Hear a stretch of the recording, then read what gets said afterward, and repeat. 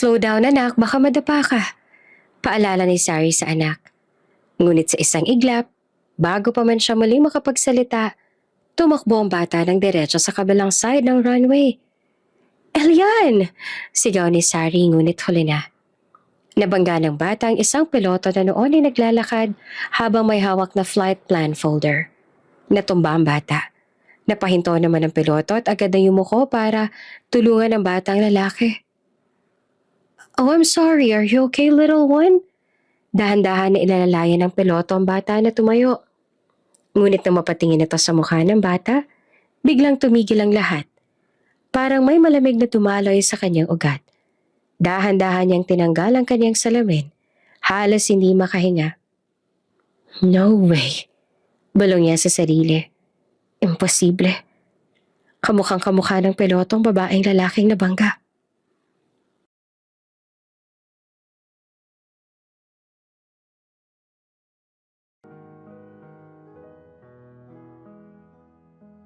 Si Sari Lorenzo ay isang masipag at mapagmahal na anak. Lahat ay handa niyang gawin para sa kanyang pamilya, para maiahon sila sa hirap at maibigay ang mas maginhawang buhay. Isa siyang magandang dalaga. Sa katunayan ay maraming nagkakagusto sa kanya. Mabait, masipag, matalino, at may mayuming mukha. Nangungusap ng mga mata at balingkinitang katawan. Pinalaki siya na may respeto sa lahat. Kaya naman hindi masisisi ng mga nagkakagusto sa kanya kung bakit ang mga ito ay tila bahandang gawin ng lahat. Makakuha lamang na matamis niyang oo. Ngunit wala siyang panahon sa ganoong mga bagay. Wala siyang oras para sa mga relationship na yan. Kahit nga i-entertain man lang mga manliligaw niya, ay wala siyang oras sa gawin. Mas focus kasi siya sa goal niya, sa kanyang pamilya, lalo pat gusto niya rin na makabalik siya sa pag-aaral. Noong first year siya sa course sa tourism, ay kinailangan niya huminto kasi hindi na kaya ng magulang niya natustusan ng pag-aaral niya. Kaya naman nagsimula na siyang magtrabaho para makatulong at para makapag-ipon na rin para sa pag-aaral niya. Kasi gusto niya talaga na maging isang flight attendant. Hindi siya nagrereklamo na kailangan niya magtrabaho ng maaga. Para sa kanya, bawat sweldo ay katumpas ng ginhawa ng kanyang mga magulang sa probinsya. Ngayon nga ay mahigit 2 taon na siyang naninilbihan sa mga Delgado. Pero last year lamang nung lipat siya sa bahay ng pinakabatang Delgado, si Rafael Delgado, isang kilalang piloto. Sir Rafael, ayos ang po ba kayo? Mahina niyang tanong nang makita ang amo na pagyewang-gewang sa paglalakad. Si Rafael Delgado ang bunsong anak ng mga Delgado. Isa itong piloto, matipuno at kilalang seryoso. Ngunit sa gabing iyon, halata sa bawat hakbang ang kalasingan. Ang polo ay bahagyang nakabukas at ang korbata ay nakasabit lamang sa leeg. Good evening, Sari. Malabnaw nitong sabi. You're still awake? Nagulat si Sari sa amoy ng alak na agad na bumungad. Sir? Dahan-dahan lang po sa paglalakad, baka matumba po kayo. Ngunit hindi pa man niya natatapos ang sinasabi, ay bigla nang nawala ng balanse ang binata. Mabilis siyang napalapit. Inabot ang braso nito para saluhin. Ngunit sa lakas ng bigat ni Rafael ay siya mismo ang natulak palapit. Sir? At bago pa siya makaiwas, nakaramdam niyang napayakap ito sa kanya. At dahil matangkad at malaking tao, nabibigatan siya rito. Amoy alak ang binata. Ngunit may halong bango ng mamahaling cologne. Nanlaki ang mga mata ni Sari. Ang puso niya ay kumabog ng mabilis. Hindi dahil sa takot, kundi sa isang damdaming hindi niya maipaliwanag. Sir Rafael, mahina niyang tawag. Tutulungan ko po kayo makaakyat sa kwarto ninyo. Hindi naman sumagot ang binata. Nananatili lang ito nakapikit ang mata. Tinulungan niya ito na makaakyat sa kwarto nito na nasa 2nd palapag pa ng bahay. Hirap na hirap siyang matulungan ito pag-akyat ng hagdan. Makailang beses sila na muntik mawala ng balanse. Mabuti na lang at napahawak siya kaya hindi sila tuluyang nahulog. Pagdating nila sa kwarto, hingal na hingal si Sari. Sinabihan niya ang binata na mahiga na ito sa kama. Subalit, dahil laseng, para bang hindi ito narinig ang sinabi niya. Nananatili na pagyewang-gewang ang binata kaya tinulungan niya ulit ito. Ngunit huli na. Sa paglingon niya, pareho silang nawala ng balanse at sabay na bumagsak sa kama ng binata. Napapikit si Sari at unang iminulat ang mga mata. Naroon na siya, nakapatong sa dibdib ng amo. Habang ang hiningan nito ay dumadampi sa kanyang pisngi. Tahimik ang paligid. Tanging mahinang tiktak ng orasan at mabilis sa tibok ng kanyang puso ang maririnig. Your eyes. Bulong ni Rafael, bahagyang nakangiti kahit lasing. You have beautiful eyes, Sari. Namula siya sa hiya na bumangon. Pasensya na po, sir. Hindi ko pa sinasadya. Sabi ko naman po kasi sa inyo, magdahan-dahan kayo dahil baka matumba po kayo eh. Hindi na ito sumagot. Ngumiti lamang at pinikit ang mga mata niya. Maingat niya inalalayan si Rafael. Panahiga ng maayos at inayos ang kumot. Tinulungan niya na lamang ito para makatulog ito ng mas komportable. Pagkatapos ay umalis na siya. Lumapit siya sa pinto, huminga ng malalim at mahina ang boses na nagsabing, "Good night, Sir Rafael." Ngunit bago siya tuluyang makalabas, narinig niya ang paos sa bulong na binata. Halos pabulong sa dilim. "Good night, Sari." Mataas na ang sinag ng araw na magising si Rafael Delgado. Napasingap ang binata sa bigat ng ulo. Pakiramdam ni Rafael ay minamartilyo ang kanyang ulo. Damn it! Mariing bulong niya habang napahawak sa sentido. Hindi niya agad maalala kung paano siyang nakarating sa kama. Ang huling natatandaan niya ay ang bar. Na hindi niya na rin natandaan kung ilang bote ng alak ang naubos nila ng kaibigan niyang si Marco. Napailing siya. No way! Habang pilit niyang inaalala ang nangyari, may kumatok sa pinto at sunod niyang marinig ang isang mahinhing boses. Sir Rafael, gising na po kayo? Nang marinig niya iyon, tila ba biglang bumalik sa isip niya ang eksena kagabi. Napakapit siya sa unan at napahinga ng malalim. Sari, sir, pwedeng pumasok? Tanong ulit ng dalaga. Yeah, come in. Sagot niya. Dahan-dahan namang pumasok si Sari, dalang isang tray ng mainit na sopas, baso ng tubig at ilang tableta ng gamot. Nakasuot pa rin ang dalaga ng simpleng uniforme na tila mas lalo lamang nagpaamo sa maliit na mukha nito.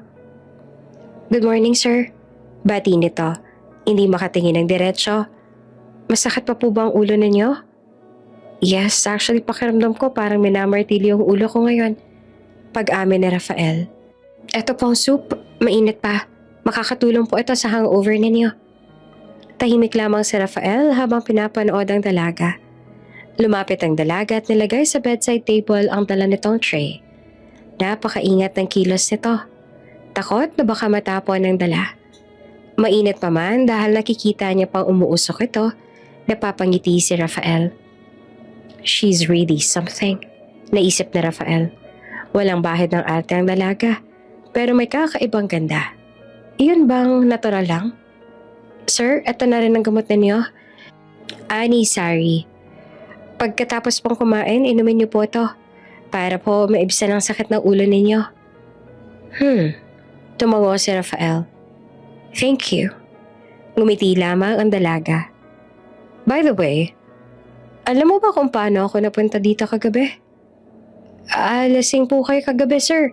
Tinulungan ko po kayo makapasok sa kwarto. Pero hindi ko po alam kung sino nagatid sa inyo kagabi. Pero wala pong sasakyan niya sa garahe kaya sigurado po ako na hindi kayo nag-drive ng lasing kagabi. Medyo nakahinga naman ng maluwag si Rafael sa narinig. Mabuti na lang talaga at hindi siya nag-drive ng lasing kagabi. Kasi kung sakali man, babatukan niya ang sarili. Bukod sa ipapahamak niya ang kanyang lisensya, ilalagay niya rin ang sarili sa kapahamakan. Did I do anything stupid? Tanong niya muli. Mabilis naman ang naging tugon ni Sari. Wala po. As in wala. Pinahiga ko lang po kayo tapos umalis na ako agad. Natawa naman ang mahina si Rafael. You seem nervous. Hindi po. Mabilis at tanggi naman ang dalaga. Pero halatang kabado. Sige po sir. Kainin niyo na po ang soup bago po lumamig. Tahimik na sumunod si Rafael habang ang dalaga naman ay nagpapaalam na rin. At sa bawat sandok ng sabaw ay hindi nawawala ang ngiti sa kanyang labi. Ngayon lang siya nakaramdam ng ganitong katahimikan sa buhay. Hindi nakakaasiwa, kundi nakakagaan. Sumagi rin sa isip niya ang isang bagay. My mother was right. It's a good thing I agreed when she insisted on getting a housemaid.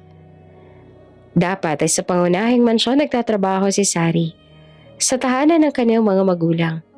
Pero mahigit 1 taon na ang nakalipas nang pakiusapan siya ng kanyang ina na ilipat ito rito sa bahay niya mismo upang may mag-aasikaso sa kanya kapag nasa mahabang flight o kapag pagod sa trabaho. At ngayon nga ay naisip niya na napakalaking bagay na nandito ito. Maaga pa lang ay gising na si Sari. Tahimik niyang inayos sa mga gamit ni Rafael. Uniform ng peloto, neatly pressed, sapatos na makintab, at ang maliit na bag na laging dala ng binata sa bawat lipad. Habang inaayos niya ang kwadradong luggage, napahinto siya sandali. Madalas siya nakikita si Rafael na palabas-masok sa mansyon. Suot ang uniform, bitbit ang confidence na tila likas sa binata. Pero ngayon, habang inaayos niya ang gamit nito, napagtanto niyang tao rin pala ito. May kalat, may pagod, may bahid ng pagiging ordinaryo sa gitna ng marangyang buhay. Ang nasa isip kasi noon ni Sari, perfect ang binata. Wala kasi siyang makitang imperfections dito noon. Kumbaga, ang buhay nito ang pinapangarap ng lahat. Good morning. Nagulat siya sa boses mula sa pinto.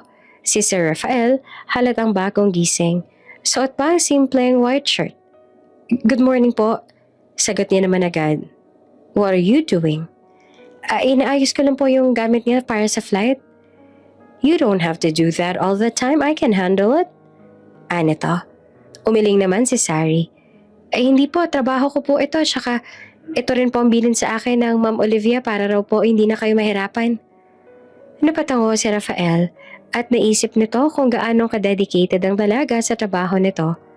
Bihira na sa panahon ngayon ng ganitong kasipagan.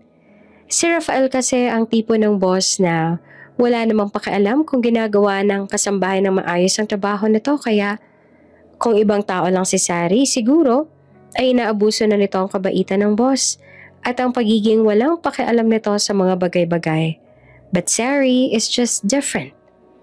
Habang abala si Sari sa pag-aayos, hindi niya napansin na tumutulong na rin si Rafael. Kunin ko to. Sabi ni Rafael at tinabot ang maliit na pouch ng dokumento, pero sabay nilang inabot yon. Kaya nagkadikit ang makamay nila. Pareho silang natigilan. Sorry po sir. Mabilis sasabi ni Sari. It's okay. Mahinang sagot naman ni Rafael, bahagyang nakangiti. Makalipas ang ilang sandali, ay natapos na rin ni Sari sa pag-aayos sa mga gamit at si Rafael na rin ay nakapaghanda na rin para umalis at magtungo sa hotel para sa flight nito bukas. Nagtaka si Sari nang lumapit sa kanyang binata at inabot ang hawak na necktie niya. Can you tie this for me? Medyo nanginginig pa ang kamay ni Sari habang tinatali ang necktie. Amoy niya ang kulo ng binata.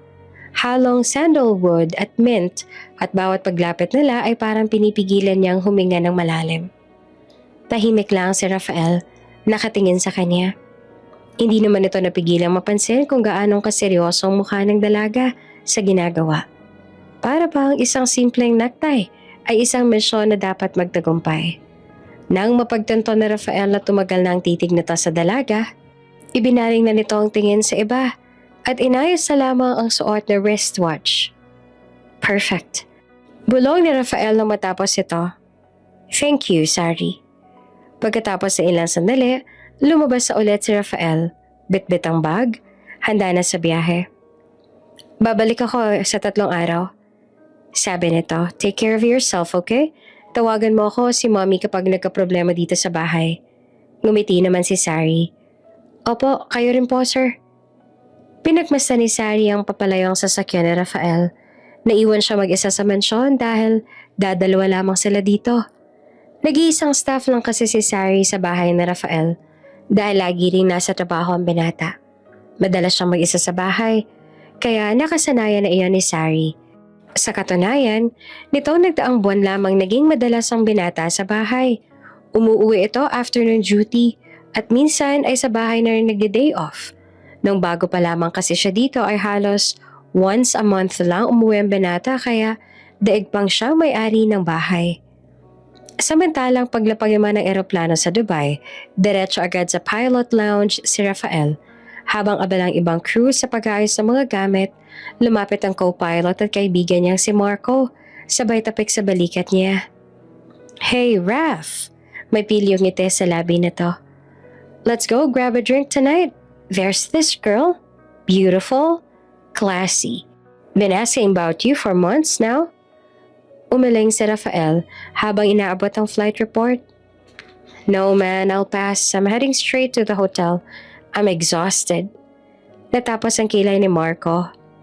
Come on, you? Turning down a woman? Napahalaka kito. That's new. You're Rafael Delgado, the man who never says no to a pretty face. Ngumiti naman si Rafael, marahang tumawa. I've changed. Napakunot si Marco sabay na kunwaring nagulat. Whoa! Did I just hear that right? You've changed? Tumawa ito. No way, man. You're hiding something. I can smell it.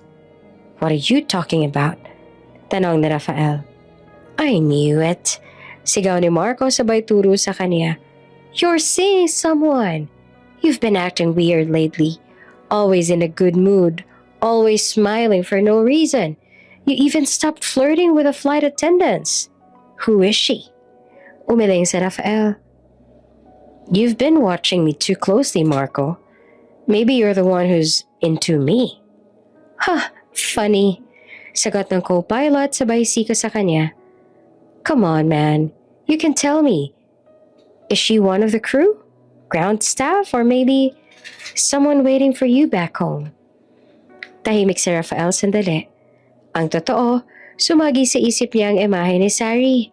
Nakayoko habang nag-aayos ng mga gamit. Laging maasikaso. Alam naman ni Rafael na syempre trabaho yon ng dalaga at hindi siya pwede mag-assume o mag-isip ng kung ano pero ewan niya rin ba. Hindi mawala ang ganon sa isip niya. Hindi na malaya ni Rafael na napangiti na pala siya. Oh my God! Ani Marco, agad napansin ang ngiting iyon. That smile! I knew it! You're into someone! Napailing si Rafael pero hindi rin tinanggi. You're thinking too much. Too much? Nah. Sabat ng isa pang crew na babae habang nag-aayos na ng bag. Actually, we've noticed it too. You've been different lately, Captain. Softer? Happier? Yeah. Sabat naman ng isa pa. Medyo nakasimangot. So, who's the lucky girl? Tahimik lamang si Rafael. Marahang ibinalik ang flight log sa mesa. Hindi siya nagsalita. Ngumiti lang. At iyan lang sagot na kailangan nila. See? Sabi ni Marco sabay tawa. That's the smile of a man in love. Natawa na rin si Rafael. Umiling habang naglalakad palayo. You guys are crazy. Admit it! Sigaw ni Marco tumahabol pa ng biro. If you're not dating someone, you're probably into someone. Pero hindi na lumingon si Rafael. Habang naglalakad palabas ng terminal, bahagyang sumeryoso ang mukha niya. At sa isip niya, malinaw ang tanong na hindi pa rin niya kayang sagutin ng diretso. Am I really into her? Habang nasa sasakyan, kinuha niya ang cellphone. At sa halip na magbukas ng app o tumawag, napatitig lang siya roon ng matagal. At sa isip niya, dahan-dahang sumulpot ang imahe ni Sari.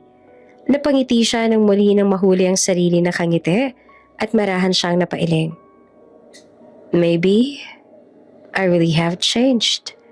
Pagkarating ni Rafael sa hotel, ang una niyang ginawa ay ihagis ang flight cap sa kama at magtanggal ng necktie. Ramdam niya ang pagod mula sa mahabang biyahe, ang bigat ng mata at ang ingay ng jet engine sa tila humahabol pa rin sa pandinig niya. Finally, mahina niyang sabi habang humihinga sa malambot na kama. Rest. Kakapikit niya lang ng mga mata nang biglang tumunog ang cellphone niya. Napakabilis niyang kinuha iyon mula sa bulsa.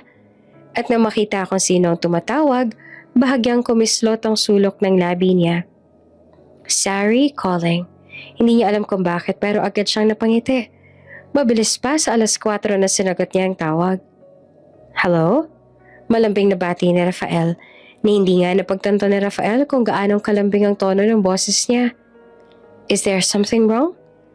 Mula sa kabilang linya, marinig ang mahinihing tinig ni Sari. Sir, wala naman po. Gusto ko lang po sanang ipaalam na tumawag po si Ma'am Olivia. Ma'am? Why? What did she say? Pinapupunta niya daw po muna ako sa kabilang mansyon. Mahinahong sagot ni Sari.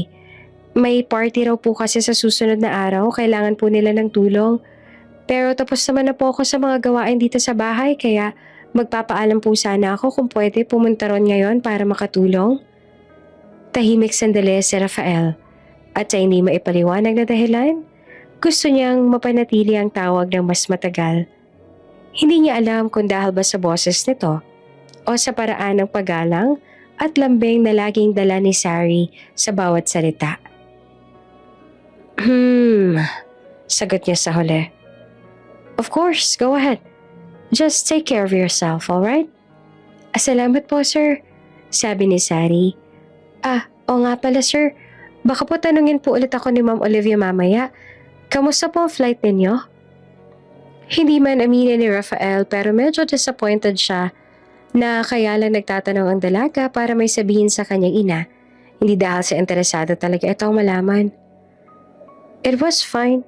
Sagot ni Rafael na ngayon ay nakasandal na sa headboard ng kama. We just landed a few hours ago and I'm in a hotel now. I was just about to rest. Mabuti naman po kung ganon, sabi ni Sari. At kahit hindi niya nakikita, ramdam na Rafael na nakangiti ito. Sige po, sir. Hindi ko na po kayo iistorbohin. Bye po. Bye. Sagot ni Rafael, pero hindi pa rin binababa ang tawag at parang may gusto pa siyang sabihin, pero hindi niya alam kung ano. Pagkababa ng linya, ilang sandali pa siya nakatitig sa cellphone. Napangiti siya ng mag-isa. She called just to ask permission. She didn't have to, but she did. Napailing siya, pero may kakaibang gaan sa dibdib. Crazy. Mahina niyang sabi. Why am I smiling like this? Humiga siyang muli pero sa halip na makatulog agad, si Sari pa rin ang laman ng isip niya. Ang boses nito, ang paraan ng pag-aalala at ang simpleng bye na mas nakakapagpagaan sa loob niya kesa sa alinmang tulog o pahinga. Habang dahan-dahang pinapatay ng antok ang kanyang pag-iisip, may ngiti pa rin nakapinta sa labi ni Rafael Delgado. Ang lalaking sanay sa mga kilala at maimpluwensyang babae at marangyang buhay. Pero ngayong gabi, napapangiti lang sa simpleng tawag ng isang katulong. Samantala, kinabukasan, maagang dumating si Sari sa mansyon ng mga Delgado. Tahimik pa ang paligid, ngunit abala na siya sa loob ng kusina. Nakatali ang buhok, suot ang simpleng apron at walang tigil sa pag-aayos. Hindi niya alintana ang pagod, basta maayos ang lahat para magsimula ang party. Kahapon ay tumulong na siya dito pero ngayong araw nga ay bumalik ulit siya para muling tumulong. Alam niya kasi na marami pang kailangan na gawin. Pero bago pa siya pumunta rito, sinigurado niya muna na tapos na siya sa trabaho sa mansyon. Ang sipag mo talaga, Iha, sabi ni Manang Cora, ang matagal ng tagapamahala ng bahay. Ngumiti lamang si Sari. Salamat po, Nang. Habang patuloy siya sa pag-aasikaso, dumating naman si Olivia Delgado, ang ina ni Rafael. Maganda pa rin ito at mukha pa rin bata kahit na may edad na. Oh, sabi ni Olivia at bahagyang nagulat nang makita ulit si Sari. You're here again. Yumuko si Sari, marespeto. Opo, ma'am. Nakita ko po kasi na marami pang gagawin kaya bumalik po ako para tumulong. Tumango naman si Olivia habang pinagmamasa ng kilos ang dalaga. I like her. Bulong ni Olivia kay Manang Cora makalipas ang ilang sandali. Tahimik pero may disiplina. Hindi tulad ng iba riyan na puro cellphone lang. Noong natapos na ni Sari sa gawain, nagpaalam na siyang babalik sa kabilang mansyon. Ngunit sinabi ulit sa kanya ni Ma'am Olivia na bumalik ulit siya bukas para mag-asikaso sa mga bisita. Kaya naman, agad na pumayag si Sari. Nangako rin naman kasi si Ma'am Olivia na bibigyan siya nito ng bonus. Lumipas ang mga araw at dumating na ang gabi ng salo-salo. Puno ng bisita ang mansyon. Tawa rito, tawanan doon. Habang abala ang lahat, si Sari naman ay tahimik lang na nag-aabot ng pagkain. Nag-aayos ng mesa at tumutulong kay Ma'am Olivia sa paghahanda ng mga dessert. "Anak, pakidala naman ito sa garden table ha?" Utos ni Olivia habang may kausap na bisita. Ngumiti si Sari at agad itong sinunod. "Ang bait ng kasambahay ninyo, Olivia," sabi ng isang bisita. "Ang bihira na ngayon ang ganyang asal ha?" Ngumiti naman si Olivia. "Oo nga, napakabuting bata niyan. Maayos ang asal. Alam mo, nalaman ko kay Manang na matagal na raw siyang tumutulong sa pamilya niya. Kaya siguro ganyan, marunong at sanay sa hirap." At sa mismong sandaling iyon dumating si Rafael. Bagong dating iyon mula sa biyahe. Medyo pagod pa, pero halata ang sigla sa mga mata. Nang makapasok ito sa loob ng mansyon, unang nakita nito si Sari. Nakangiti, magalang na nag-aabot ng juice sa mga bisita. Suot ang simpleng dress na ibinigay ni Olivia para sa okasyon. Napahinto si Rafael sandali. Hindi nito maipaliwanag pero para bang bumagal ang paligid. "She's glowing." Iyon ang naisip ni Rafael ng mga sandaling iyon. "Sari?" Tawag ni Rafael na makalapit. Lumingon ang dalaga. Bahagyang nagulat pero agad namang ngumiti. Sir, andito na po pala kayo? Kakauwi niyo lang po?" "Yeah," sagot niya. "You're helping here again?" Opo, pinapunta po ako ni Ma'am Olivia para tumulong sa party." Ngumiti naman si Rafael. "I see. Nung isang araw ka pa tumutulong dito. Are you tired?" Hindi naman po, sir." Hindi mo lang napansin ng dalawa ang mga mata ng ibang bisita na nakamasid sa kanila. Napansin ni Olivia kung paano nag-iba ang tingin ng anak sa dalaga. Hindi lang ngiti ng pasasalamat, kundi naroon ang paghanga. At habang patuloy ang kasiyahan, nandun naman si Rafael. Tahimik lang na pinagmamasan si Sari mula sa di kalayuan. Kung paano nitong pinapatawa si Manang Cora, kung paano pinagsisilbihan si Olivia, at kung paanong lahat ng nasa paligid ay tila gumagaan pag nandoon ito. Sa unang pagkakataon, sa matagal na panahon, ramdam ni Rafael na parang may tahanan siyang uuwian matapos ang mahabang trabaho. Hindi lang isang malaking mansyon, kundi isang presensya na nagbibigay ng kapayapaan. Tahimik ang buong mansyon. Tapos ng party, nakauwi na mga bisita. At ang mga ilaw na kanina ay kumikislap sa kasiyahan, ngayon ay nagiging banayad na liwanag na sa hardin. Si Sari abala sa pag-aayos ng mga natirang gamit. Inililigpit niya ang mga baso at plato sa mesa. "Hindi mo pa rin ba titigilan ng pagtatrabaho kahit tapos na ang lahat?" Boses iyon na Rafael. At may halong pagod at lambing. Napalangon si Sari. Sir Rafael, hindi po. Good evening po. Tinatapos ko na po para kaunti na lang gagawin ko ng iba mamaya." Ngumiti naman si Rafael habang lumapit. Nakasuot na ng simpleng puting polo. Malayo sa formal na anyong nakita ng mga bisita kanina. "You should rest, Sari.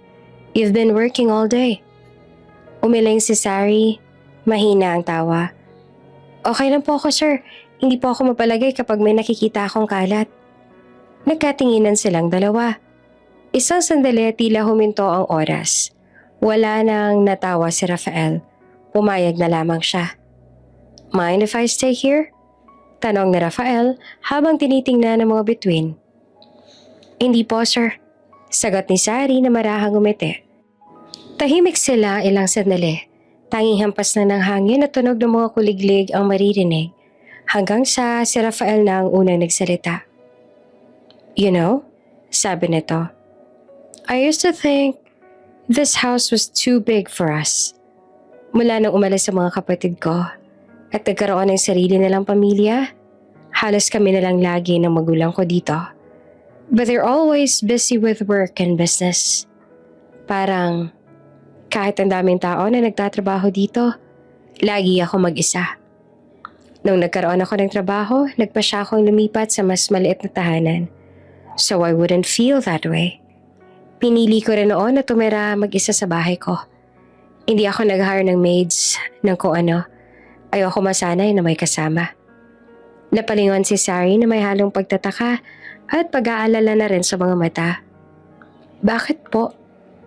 Because everything feels temporary, sagot nito. People come and go. Even happiness.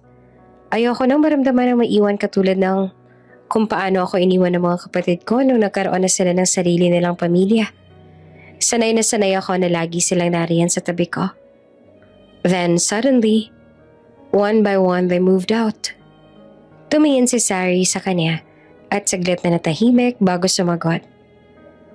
Pero minsan, sir, kahit panandalian lang, yung mga tao na nakakasama mo, sila yung dahilan kung bakit mo nakikita ulit yung halaga ng mga simpleng bagay. Ngumiti si Rafael. You really think that way? Tumango si Sari. Hindi naman po permanente ang lahat ng bagay. Ang mahalaga, may naging karanasan po tayo kasama sila. Iyon naman po ang mahalaga, hindi po ba? Ang experience at memories.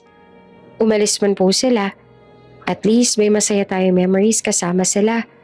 At ang bagay na yun ang hindi mawawala. There it was. The quiet strength in her voice. That softness that calms him in ways he never thought possible. He found himself staring at the curve of her smile, the sincerity in her eyes, the peace in her presence. At sa unang pagkakataon, hindi niya naisip ang trabaho, ang pagod o kahit sino pa man. Tanging si Sari lamang ang laman ng isip niya. You know what, Sari? Marahan niyang sabi. I'm glad you're here. Napatingin si Sari sa kanya, bahagyang nagulat. Sir? Ngumiti si Rafael, bahagyang umiwas ang tingin. Oh, nothing. Just, I'm glad. At sa gabing iyon, sa ilalim ng tahimik na langit ng mansyon ng mga Delgado, nagsimula ang isang damdaming hindi pa nila kayang pangalanan. Isang damdaming unti-unting sumusulpot sa pagitan ng dalawang mundo na kailanman ay hindi dapat nagtagpo. Ngunit ngayon, tila hindi na sila kayang paghiwalayin ng tadhana. Sa sumunod na araw, maagang dumating si Olivia Delgado sa mansyon ni Rafael. Suot nito ang paboritong beige na dress at perlas na hikaw na simbolo ng dignidad nito bilang matriarch ng pamilya Delgado. Habang papasok ito sa malawak na sala, agad itong naamoy ang mabangong aroma ng bagong lutong almusal. Nakangiting sumalubong si Sari. Maayos ang suot na simpleng blouse at apron. Magandang umaga po, Ma'am Olivia. Magalang niyang bate. Pasensya na po, hindi ko po alam na bibisita kayo, pero gusto niyo po bang mag-almusal? Ngumiti si Olivia ng bagya. Hindi na, iha. Napadaan lang ako. Gusto ko lang sanang makita ang anak ko. Naroon pa po siya sa veranda, ma'am. Nagkakape po. Salamat, Sari. Sagot ni Olivia. Pero nananatiling nakatingin sa dalaga ng ilang segundo. Tila binabasa ang bawat galaw nito. Tahimik nitong pinagmasa ng paraan ng pagsasalita ni Sari, ang mahinhing kilos at ang banayad na tono ng boses. Ilang sandali pa, lumabas na rin si Rafael. Suot pa ang puting t-shirt at pajama. Bahagya itong napangiti nang makita si Sari pero nagulat din nang makita ang ina. Good morning, Mom. Bati niya. I didn't know you were coming. Napansin agad ni Olivia ang kakaibang kislap sa mga mata ng anak habang nakatingin sa dalaga. Iba ang lambing, iba ang tono. Hindi iyon ang tipikal na tingin ni Rafael sa isang katulong. Matapos ang ilang saglit, lumapit si Olivia. Anak? Malumanay nitang sabi. Can we talk after breakfast? Tumango si Rafael. Sure, Mom. Habang kumakain, tahimik na nagligpit si Sari sa kusina. Ngunit paminsan-minsan, nagkakatinginan sila ni Rafael. Mga ngiting pilit nilang tinatago. Mga saglit na tila walang ibang tao sa paligid. At doon, lalo pang napagtanto ni Olivia ang kanyang hinala. May kakaiba nga. Pagkatapos ng almusal, naglakad silang mag-ina papunta sa veranda. Ang simoy ng umaga ay malamig. Rafael, panimula ni Olivia sa anak. You seem different this past few days. Ngumiti si Rafael, casual. Different? I think I'm just more relaxed now. Relaxed or inspired? Sagot ng ina at bahagyang nakataas ang kilay. Natigilan si Rafael. What do you mean by that, Mom? Huminga ng malalim si Olivia. Don't take this the wrong way, iho. Pero napansin ko ang paraan ng pagtitig mo kay Sari. The way you smile when she's around, I know that look, Rafael. Bahagya naman natawa si Rafael. Pilit na tinatago ang pag-aalangan. Mom, she's just a good person. She takes care of the house and she's been helping me a lot. Helping? Ulit pa ni Olivia. Malamig ngunit kalmado ang boses. I know she's kind. She's very respectful. Mabait na babae. Pero anak, you know how this world works. Hindi madali kapag naghalo ang dalawang mundong magkaiba. Tumingin si Rafael sa malayo. Seryoso. Mom, I'm not saying anything's happening. Pero, if it ever does, would that be so wrong? Natigilan si Olivia. Ang tono ng anak ay may lalim at may emosyon. Anak, marahang sabi ni Olivia, I just don't want you to make a decision you'll regret later. Hindi lahat ng mabubuting puso ay handang tanggapin ang lipunang ginagalawa natin. Ngunit si Rafael ay ngumiti lamang, isang ngiting puno ng katiyakan. I know, Mom, but sometimes it's not society that decides who's right for you. Tahimik si Olivia, wala nang nasabi pa. At sa likod nila, narinig ni Sari ang ilang bahagi ng pag-uusap. Sapat para magpabilis ang tibok ng puso niya at magdulot ng bigat sa dibdib. Hindi niya alam kung ano mas masakit. Ang malaman na baka totoo ang nararamdaman ni Rafael o ang katotohanang baka hindi yun kailanman matanggap ng mundo nila. Kinabukasan, mas tahimik si Sari kesa dati. Maaga pa rin siyang nagising at agad na nagtungo sa kusina para magluto ng almusal. Nung bumaba ang binata, suot ang puting polo at dark slacks, agad itong napansin na nakakaibang lamig sa kilos ng dalaga. Good morning, bati ni Rafael. Casual ngunit may halatang pag-aalala. Good morning po, sir. Sagot naman ni Sari na hindi tumingin, abala sa paghahain. Nagtaka si Rafael. Oo nga, tahimik na naman sila madalas. Nabihira lang sila mag-usap pero dama ni Rafael na may iba ngayon. Parang may pader na itinayo si Sari. Pader na hindi niya alam kung paanong babasagin. Habang kumakain, tinanong niya ito. Are you okay, Sari? You've been quiet. Okay lang po ako, sir. Tipid nito ang sagot. Medyo marami lang pong ginagawa. Ganun ba? Ngumiti si Rafael, ngunit halata ang lungkot sa likod ng tinig. Pilit lamang ngumiti si Sari at tinuon ang sarili sa gawain. Ngunit sa isip ni Sari ay may ibang dumadaloy. Naaalala niya na naman ang usapan na mag-ina kahapon. Ang takot sa tono ni Ma'am Olivia at ang posibilidad na mali ang anumang damdamin na unti-unti niyang nararamdaman para sa amo. Hindi niya kailanman hinangad na maging dahilan ng gulo o kahihiyan. Isa lang siyang katulong. Si Rafael, isang dalgado. Magkaibang mundo. Matapos ang almusal, nagpaalam si Rafael para pumasok. Ngunit bago ito tuluyang lumabas ng pinto, lumingon siya. Sorry? Tawag nito at nang magtama ang kanilang mga mata, saglit itong natahimik bago nagsalita. If something's bothering you, you can tell me. Don't shut me out. Wala po talaga, sir. Mahina niyang sagot. Ayoko lang pong makaabala. Ngumiti naman si Rafael, ngunit may lungkot sa mga mata. You never are an inconvenience to me. At bago ito tuluyang umalis, idinugtong niya. I'll see you in a few days, okay? Lumipas ang maghapon at sinubukan ni Sari na manatiling abala. Nilinis niya ang veranda, naglaba, nagluto, kahit halos hindi na siya tumigil. Ngunit kahit anong iwas niya, sa bawat sulok ng bahay, naroon ang ala-ala ng tinig ni Rafael. Nangiti nito, ng mga sandaling nakatingin ito sa kanya na para bang siya lang ang nakikita. Hanggang sa dumating na ang araw ng pag-uwi ni Rafael mula sa mahabang flight. Nasa garden si Sari, nagdidilig ng mga halaman. Nang maramdaman niyang may lumapit sa kanya, si Rafael. Hindi mo malang ako pinansin nang dumating ako kanina. Sabay nito. Nasanay na kasi si Rafael na sinasalubong ng dalaga pagka-uwi para kunin ang gamit niya. Pero kanina, hindi malang lumapit si Sari. Napayo ko si Sari. Pasensya na po sir. Marami lang po akong ginagawa. Lumapit si Rafael ng dahan-dahan. Sari, look at me. Unti-unti siyang tumingin. At doon nakita niya ang mga matang hindi nag-aalinlangan. Alam na ni Rafael kung ano ang nangyayari. Habang nasa trabaho siya ay ito ang iniisip niya. Nagbago lang naman ang lahat nung bumisita sa bahay ang kanyang ina. At alam ni Rafael na ang posibleng dahilan ay narinig nito ang pag-uusap nila ng kanyang ina.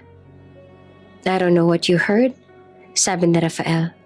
Pero gusto ko malinaw sa iyo ito. I am not playing around. Hindi ako nagpapatawa. I like you. Nabigla naman si Sari. Sir, huwag po. Mahina niyang sabi. Pilit na umiwas ang tingin. Hindi po tama ito. Hindi po tayo pareho ng mundo. Alam niyo naman po kung sino ako. Pero lumapit palalo si Rafael. Sari, marahan niyang sabi. It's not about who you are. It's about what make you feel. You make me want to be better. That's not something I can just ignore. Napulunok si Sari. Please sir, huwag niyo pong sabihin yan. Mas maganda pong manatili tayo sa kung ano meron tayo ngayon. Ayoko masira ang lahat.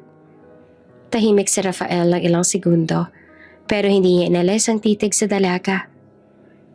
I'm not here to ruin anything. Mahinahon itong tugon. I just want you to know the truth. Because I can't pretend anymore. At bago siya tuluyang lumayo, idinugtong niya na halos pabulong. You don't have to feel the same, but please, don't push me away just because you think you're not enough. Because you are. Pagkaalis sa Rafael, naiwan si Sari sa gitna ng hardin. Hawak pa ang hose. Ngunit tila wala na sa sarili. At sa katahimikan ng gabi, habang lumalakas ang tibok ng kanyang puso, hindi niya alam kung alin pa ang mas nakakatakot. Ang pagmamahal o ang katotohanang baka maramdaman niya rin ito pabalik. Muling bumisita si Ma'am Olivia sa bahay ni Rafael. Wala pa man ang anak nito ay ramdam na ni Sari ang tensyon sa paligid. Tahimik niyang sinalubong ang ginang habang nanginginig ang mga kamay sa kaba. Magandang umaga po, Ma'am Olivia. Mahina niyang bate. Sabay bahagyang yumuko. Ngumiti naman ang ginang ngunit hindi yon ngiting sanay niya nang nakikita noon. May lamig sa mga mata nito. May taglay na tanong sa likod ng mga ngiti. Good morning, Sari. Sagot naman ni Olivia. Let's have a little talk, shall we? Alam na agad ni Sari kung saan hahantong ang usapan. Tahimik siyang sumunod sa ginang papunta sa veranda. Ang bawat yapak niya ay parang may bigat. Parang bawat hakbang ay papalapit sa delikadong pinto na ayaw niyang buksan. Pagkaupo nila, si Olivia ang unang nagsalita. Diretso, walang paligoy-ligoy. I noticed something this past few days. Aniya na nakatitig kay Sari. You and Rafael seem closer than before. Napalunok si Sari at agad na yumuko. Kasi po ma'am, lagi po siyang nandito. Di lang ako po ang katulong niya. I know. Putol ni Olivia. Mahinahon pero matalim. But there are things that don't look like just work, Sari. Huminga ito ng malalim tsaka marahang nagpatuloy. I saw the way my son looks at you, and I'm not blind. Lalong bumilis ang tibok ng puso ni Sari. Hindi niya alam kung paano sasagot. Ma'am, wala po akong intensyon na I'm not saying you have bad intentions. Sapat ng ginang. Ngunit malamig pa rin ang tono. Pero alam mo kung paano gumagana ang mundong ito, anak. You're a kind girl. I can see that. You've been working for us for years, and we appreciate that. But you must understand, you and Rafael, you live in very different worlds. Tumulong luha ni Sari bago pa man ito mapigilan. Alam ko po yun, ma'am. Mahina niyang tugon. At hindi ko po ginusto. Wala po akong balak na masangkot sa kahit anong bagay na makakasira sa inyo. Then prove it, sagot ni Olivia. Kalmado, ngunit mabigat ang bawat salita. Keep your distance. I know Rafael. When he's kind, people misunderstand him. And I can't afford to see my son get distracted because of something temporary. Nanginginig ang boses ni Sari. Temporary? Yes, sagot ni Olivia. You're young. You're emotional. Maybe you think it's something more, but it's not. Rafael doesn't need complications in his life, Sari. He needs focus. He needs someone of his level. Someone who can stand beside him. Hindi na nagsalita si Sari. Tahimik siya nakatingin sa mga daliring pinaglalaroan ang laylayan ng kanyang uniforme. Pilit pinipigilan ng emosyon. Ngunit sa loob niya, ramdam niya ang kirot. Hindi dahil sa mga salitang binitiwan ni Olivia, kundi dahil alam niyang totoo ang mga iyon. Hindi siya kabilang sa mundo ni Rafael. At kahit gaano pang kalakas ang tibok ng puso niya, alam niyang kailangang supilin ito. Pag-alis si Olivia, napasandal si Sari sa dingding ng veranda. Huminga siya ng malalim. Pinilit pakalmahin ang sarili. Ngunit sa bawat paghinga, mas lalo niyang naramdaman ang bigat sa dibdib. Ang kirot ng pagmamahal na kailangan niyang itanggi hanggat kaya pang itanggi. Nang umuwi si Rafael kinahapunan, agad nitong napansin ang pamumugto ng mga mata ni Sari. Hey, mahinahon niyang sabi. What happened? May problema ba? Ngumiti naman si Sari. Pilit, ngunit magaan. Wala po sir, napagod lang po ako. Ngunit nang tumingin si Rafael sa kanya, alam nitong hindi lang pagod iyon. At sa kabila ng lahat, kahit hindi sabihin ni Sari, alam ng puso niyang may taong naglagay ng distansya sa pagitan nilang dalawa. Isang distansyang hindi niya alam kung kaya pa niyang hindi tawirin. Lumipas ang mga araw na tila napakabagal para kay Sari. Simula na mag-usap sila ni Ma'am Olivia, sinubukan niyang umiwas kay Rafael. Hindi na siya tumatagal sa harap nito. Kung dati nakikipag-usap siya habang nag-aayos ng pagkain o gamit, ngayon ay palagi nang maikli ang kanyang mga sagot. Opo, sir. Sige po. Tapos na po. Ginawa niya ang lahat para manatiling profesional. Pero si Rafael hindi marunong tumigil. Hey, Sari. Tawag nito minsan habang nag-aayos siya ng mga bulaklak sa living room. You're avoiding me, aren't you? Nalaglag ang tangkay ng rosa sa kamay ni Sari. Hindi po, sir. Busy lang po ako. Ngumiti si Rafael. Pero halata ang pagkadismaya sa mga mata. Busy? You've always been busy. Pero ngayon parang ayaw mo na akong kausapin. Tahimik lang si Sari. Hindi niya magawang tumingin dito. Kung titigan niya si Rafael, baka bumigay ang mga salitang pinilit niyang pigilan. May sinabi ba si Mommy sa'yo? Tanong nito na seryoso na ang tono. Napalunok si Sari. Marahang umiwas ang tingin. Wala po, sir. Ngunit alam na Rafael, may dahilan sa likod ng biglang paglamig ni Sari. At ayaw niyang tanggapin na basta na lang siya iiwasan nito. Kaya simula noon mas lalo siyang naging mapagmasid. Mas madalas lumalapit. Tuwing naghahanda si Sari ng pagkain, nariyan siya sa kusina, nanonood. Tuwing naglilinis si Sari sa sala, nandun siya. Nag-aalok ng tulong kahit alam niyang hindi kailangan. Sir, ako na po yan. Sabi ni Sari minsan habang pinupunasan ang mesa. Hindi, okay lang. I need a break from my flight reports. Sagot ni Rafael sabay ngiti. Besides, gusto ko makausap ka kahit sandali lang. Bahagyang napahinto si Sari. Tinitigan niya si Rafael. Ang ngiting dati ay simpleng kabaitan lang, pero ngayon, may ibang kahulugan na lalo pat alam niya kung ano ang nararamdaman nito sa kanya. Agad niyang iniwas ang tingin. Sir, baka may makakita sa atin? Then let them. Mahinahon, ngunit may bigat sa sagot ni Rafael. I don't care. Besides, sino ba naman ang makakakita sa atin? It's just the two of us here. At sa mga sandaling iyon, ramdam na ni Sari kung gaanong katotoo ang mga salitang iyon at kung gaanong kasalungat sa realidad ng mundo nila. Ngunit bago pa siya makasagot, narinig nila ang boses. Rafael! Napako silang pareho. Si Ma'am Olivia nakararating lang. Malamig ang mga mata, nananatiling nakatingin sa kanilang dalawa.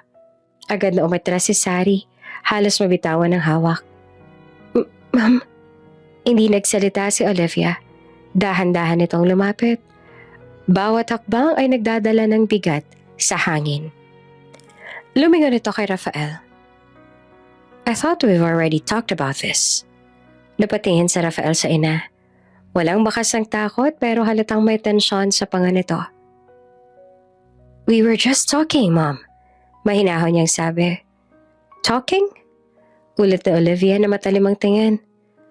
Because from here, it doesn't look like just talking. Nanginginig si Sari. Ma'am, ako po. Go to your room, Sari. Malamig na sabi ni Olivia. Hindi inaalis ang tingin sa anak. I need to speak with my son. Sandaling tinitigan ni Rafael si Sari. Mga matang nagsasabing, it's okay, trust me. Bago ito sumunod sa utos ng ina. Pag-alis si Sari, nanatiling tahimik ang buong sala. Ang tanging maririnig ay ang mabigat na paghinga ni Olivia. I warned you. Nito na mababa ang boses pero mariin.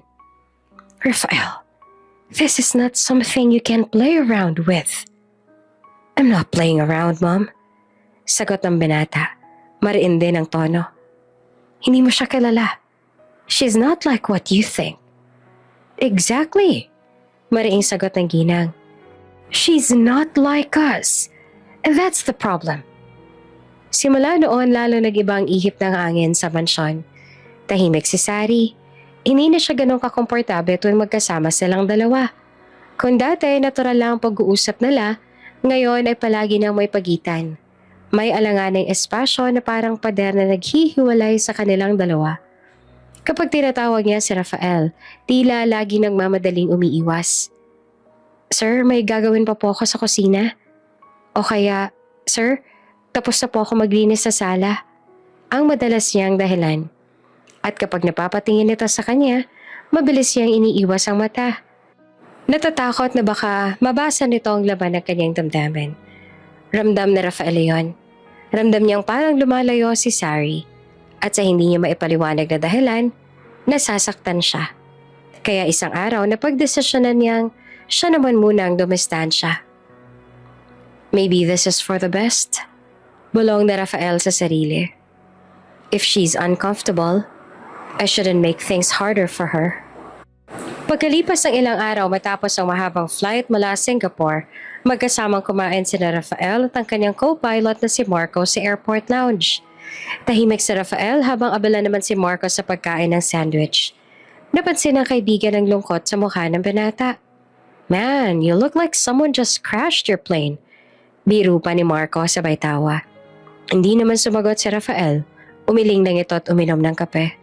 Seriously? Patuloy pa ni Marco. You've been quiet for days. You used to joke around with the crew. Now you're just blank. What's going on? Walang sagot. Ngumisi si Marco. Kunwari nagbibiro. Don't tell me broken-hearted ka? Napatingin si Rafael pero walang reaksyon sa mukha.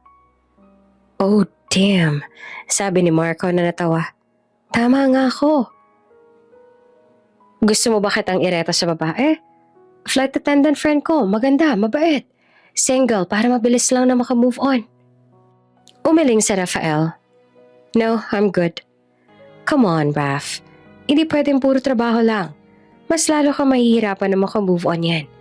Kailangan mo rin ang ibaling ang atensyon mo sa iba. Sagot ni Marco. Ngunit napansin ni Marco na seryoso talaga si Rafael. Kaya bumuntong hinanga siya at nagbago ng tono. Alright, joke aside, sabi ni Marco. You wanna talk about it? Tahimik si Rafael sandali, bago nagsalita. It's complicated. Complicated usually means you're falling for someone you shouldn't, sabi ni Marco sabay ngiti. Oops! May break muna. Gusto mo bang ma-shoutout dito sa channel ni Ate Jane? Mag-comment lang ng lesson you learned from the latest story uploaded. Dahil pipili kami ng isang best comment of the day para i-shoutout sa susunod na upload. Kaya huwag kalimutang mag-iwan ng lesson you learned after you watch this video. Maraming salamat! Shoutout nga pala kina Esther Lucas, Marilyn De Palubos from Dumangas, Iloilo, at Nida Pelas from Quezon Province. Sa ating mga taga-subaybay, paki-comment naman po sa baba kung taga saan kayo para alam ko kung hanggang saan umaabot ang mga kwento ni Ate Jane at para ma-shoutout ko kayo sa mga susunod pa nating mga kwento. Maraming salamat sa pakikinig.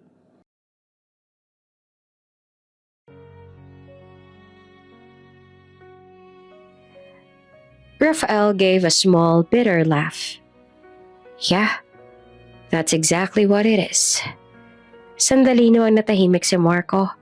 Hindi na ito nagbiro. You know, Raf, Ania, sometimes when a relationship feels too heavy from the start, when it's already full of obstacles before it even begins, maybe it's not meant to be. Tumayin si Rafael sa kaibigan. You think I should just let it go? It's really not about giving up.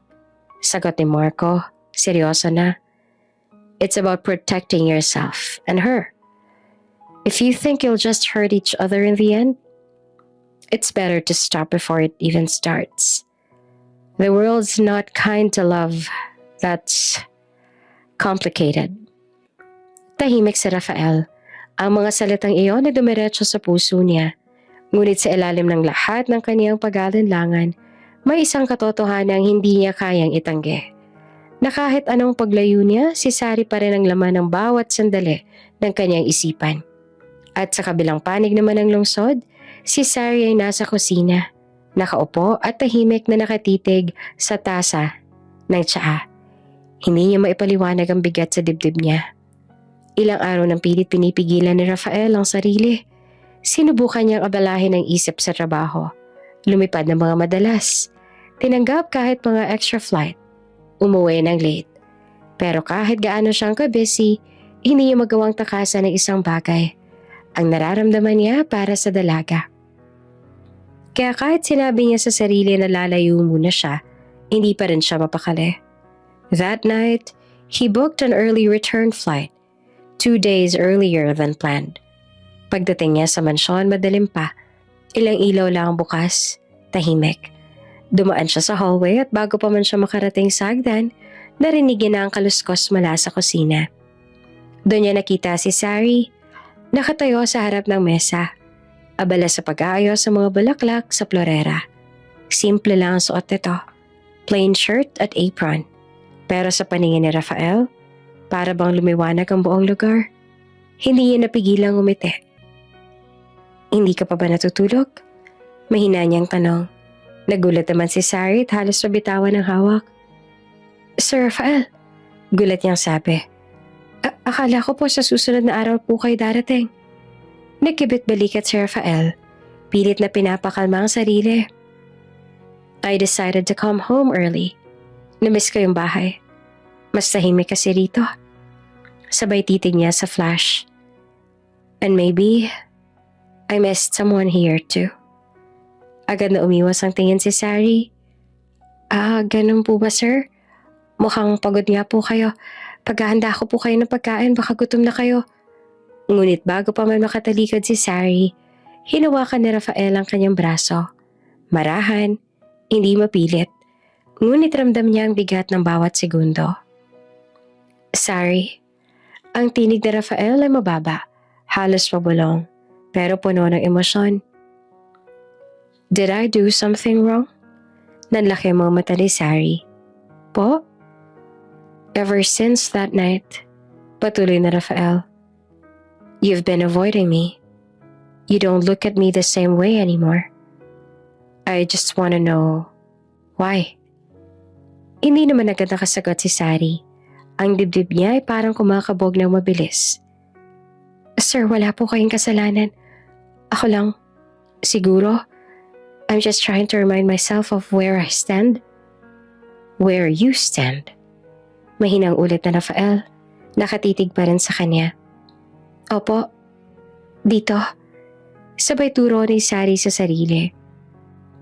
Katulong po ako dito sa bahay ninyo. At ikaw po ang amo ko. Hindi ko dapat. Naputo lang salita niya. Hindi niya magawa na ituloy. Tahimik si Rafael. Lumapit ito ng bahagya. Halos marinig na ni Sari ang tibok ng puso nito. I don't care about position, Sari. Mahinang sabi nito. I care about you. Napatigil si Sari. Para siyang natunaw sa mga salitang iyon. Gusto niyang maniwala.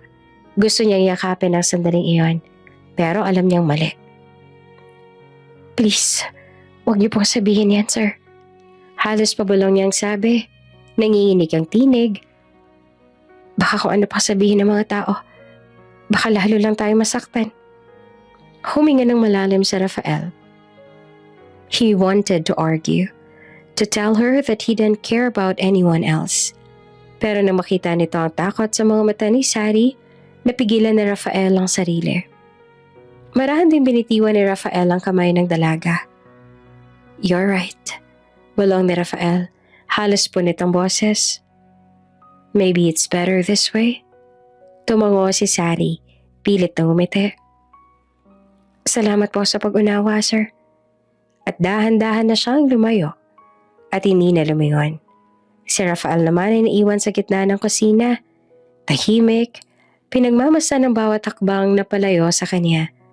At sa sandaling iyon, alam niyang pareho silang talunan. Sapagkat minsan, kahit pareho kayo nagmamahal, mas malakas pa rin ang takot kaysa sa puso at nararamdaman. Malalim na ang gabi ngunit gising pa rin si Rafael. Nakatingin lamang siya sa kisame.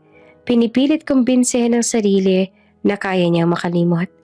Pero sa bawat sulok ng bahay, naroroon pa rin ang alaala ni Sari. Sa halakak nito sa kusina, sa mga paang marahang naglalakad sa pasilyo, sa tinig nitong laging puno ng pag-aalala. How can you forget someone who's always around? Kaya nang tawagan siya ng kaibigan niyang si Marco, hindi na siya nagdalawang isip. Let's go out, man. Sabi nito sa kabilang linya. You sound like you need a drink.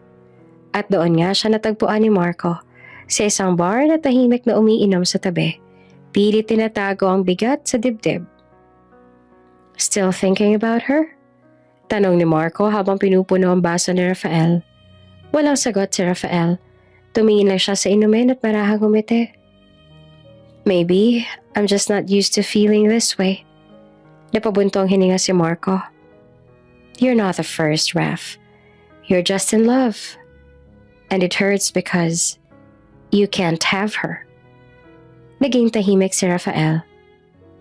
I can't even be mad. Bulong niya. She's right. We're from two different worlds. Then you move on. Sagot ni Marco. It's hard at first, but trust me, you'll get there. You always do. Sabay tawa. Pilit na nagpapagaan ng loob ng kaibigan. Pero kahit ganon, alam ni Rafael na hindi ganoong kadali.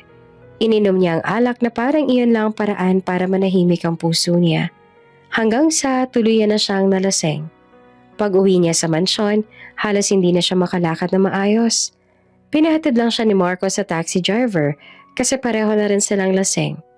Nadata niya si Sari sa may pinto. Gulat at agad na lumapit. Sir Rafael? Diyos ko po, lasing na lasing kayo. Mabilis sasabi ni Sari habang inaalalayan nito papasok. Hindi naman ito sumagot. Tanging malamlam na ngiti lamang ang ibinigay sa kanya. Why are you always here? Taking care of me. Bulong ni Rafael habang nakahawak sa braso ni Sari. Dahil trabaho ko po yun, sir. Sagot niya na mahina. Now please, umupo muna kayo. Ngunit bago pa niya maituloy, marahan na siyang hinila ni Rafael. Natumba siya at bago pa siya makabangon, naramdaman niya ang mga matang nakatitig sa kanya.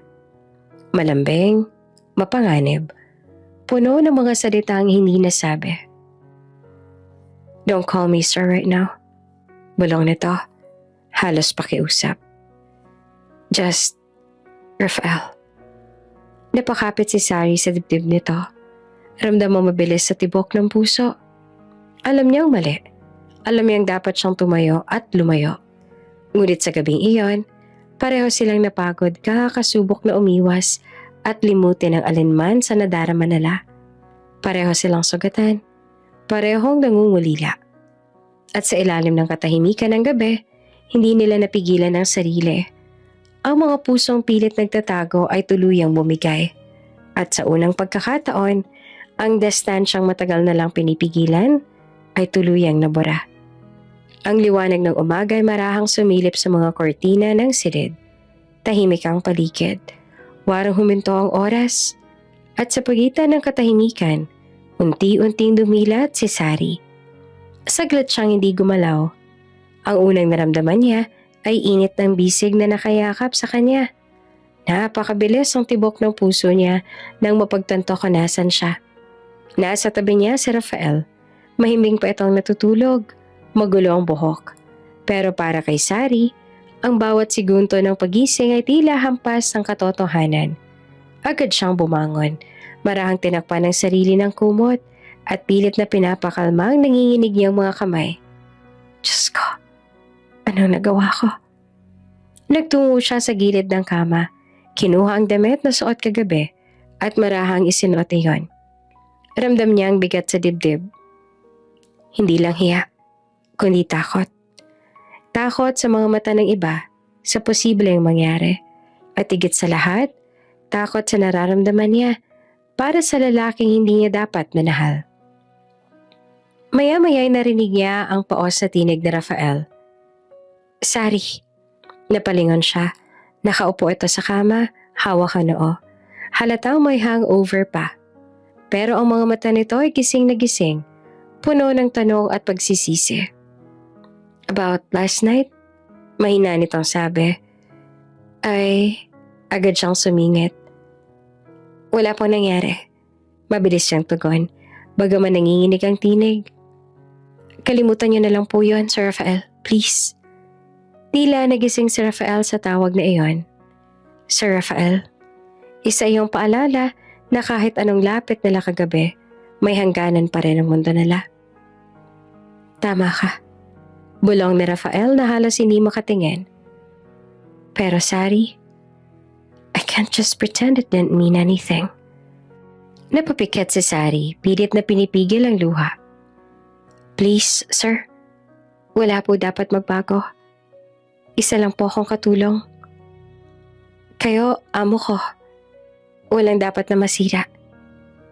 Naging tahimik silang pareho. Walang gustong magsalita. Ang tanging naririnig lamang ay ang mahina niyang pagikbi at ang mahinang buntong hininga ni Rafael. At sa umagang iyon, pareho nilang naramdaman ang bigat ng katotohanan. Isang gabi lang iyon, ngunit sapat na para guluhin ang tahimik nilang mundo. Lumipas ang ilang araw mula ng gabing iyon, ngunit para kay Rafael parang hindi pa rin lumalayo ang alaala. Ngunit sa bawat pagtatangkang lapitan ng dalaga, iisa lang ang ginagawa ng dalaga, ang umiwas. Kapag dumadaan siya sa sala, aalis ito papunta sa kusina. Kapag sabay sila nagtatagpo sa hallway, yuyuko lang si Sari at magmamadaling lumayo. At kapag sinusubukan niyang tawagan ito, palaging may dahilan. May gagawin pa po ako, Sir Rafael. O busy pa po ako, sir. O minsan naman walang salita. Tanging malamig na katahimikan lamang ang sagot.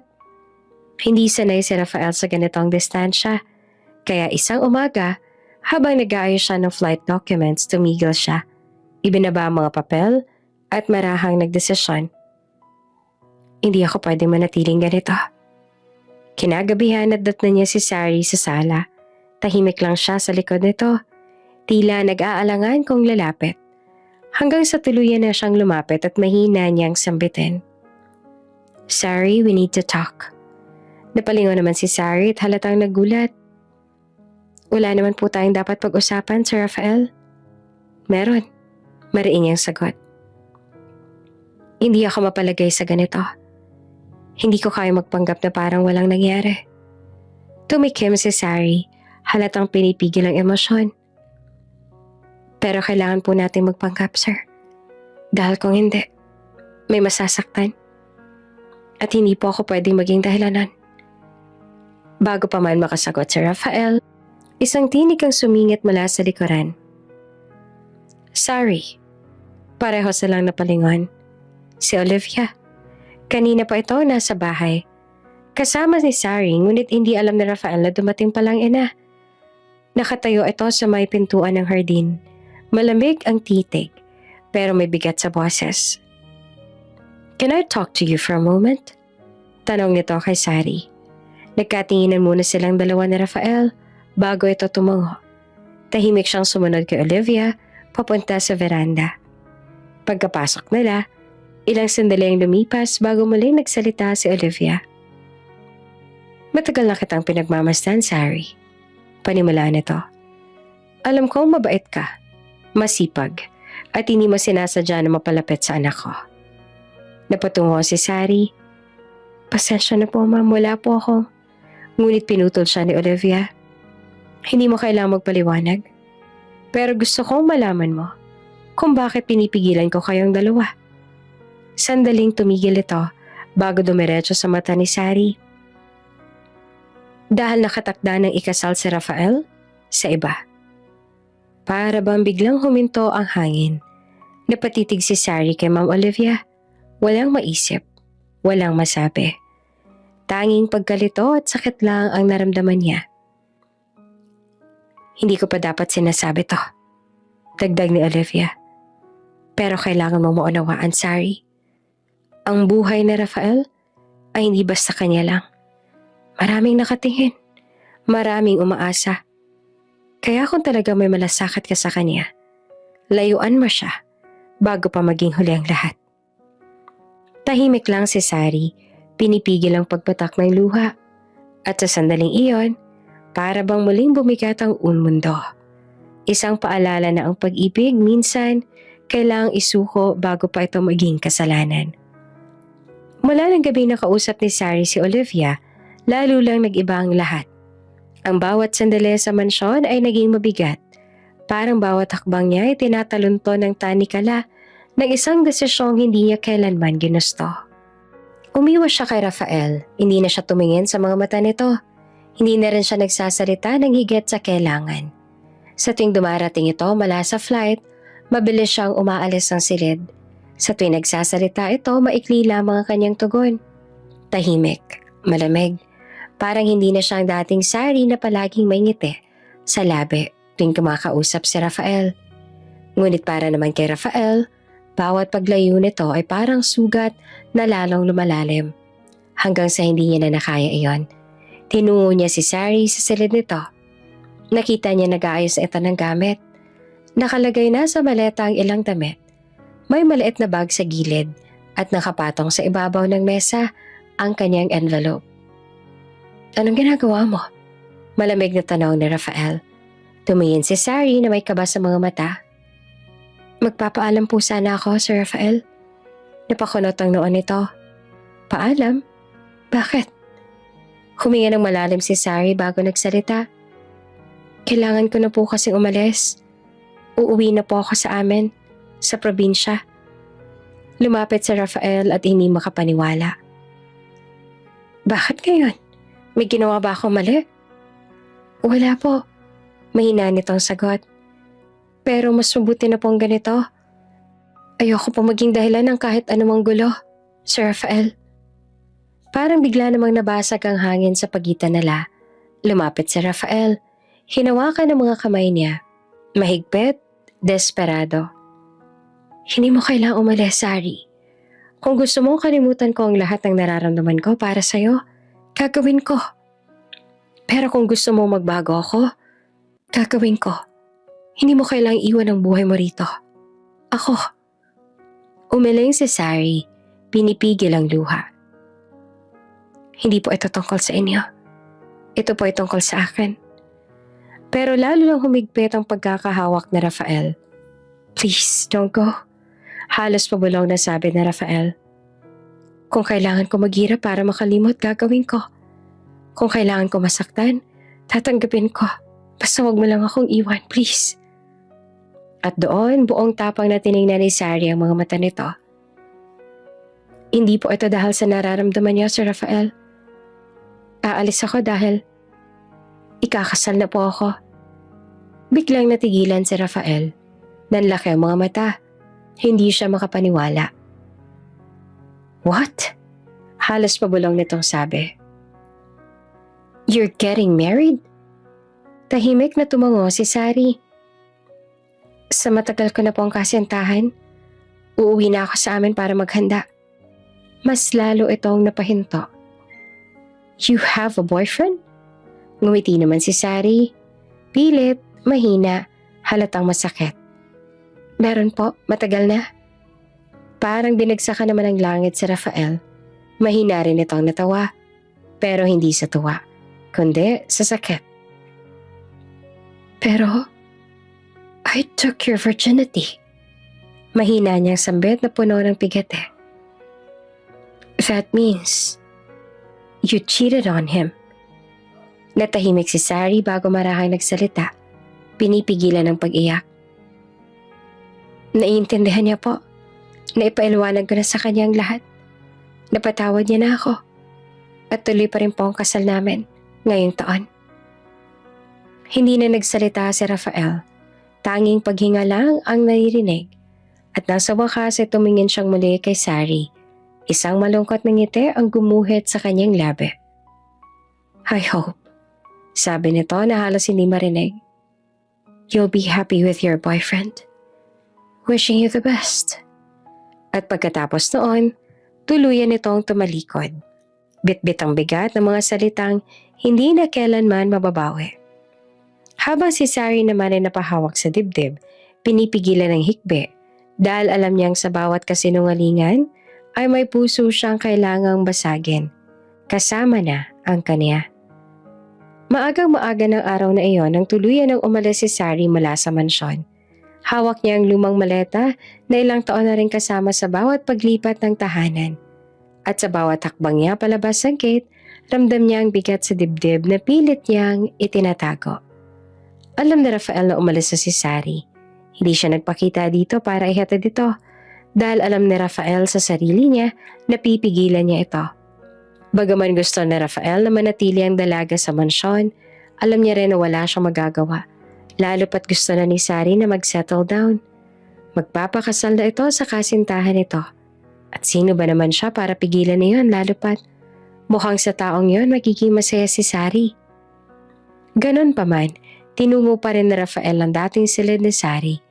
Napansin niya ang sulat na iniwan ng dalaga. Kinuha at binasa niya iyon. Maraming salamat po sa kabutihang pinakita niya sa akin.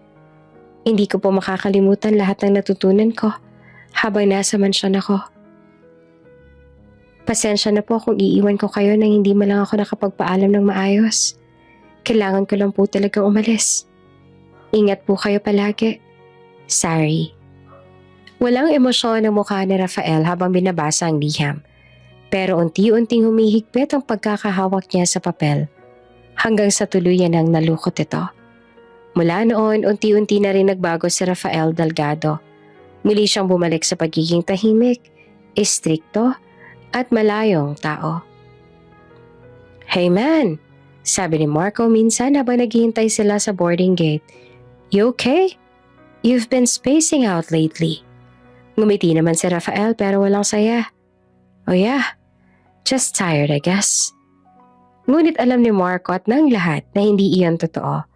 Kahit pag-aano siyang kasanay sa turbulence ng langit, hindi siya kailanman nasanay sa unos ng puso. Sa bawat flight tuwing tinitingnan niya ang kalangitan, si Sari pa rin ang naaalala niya.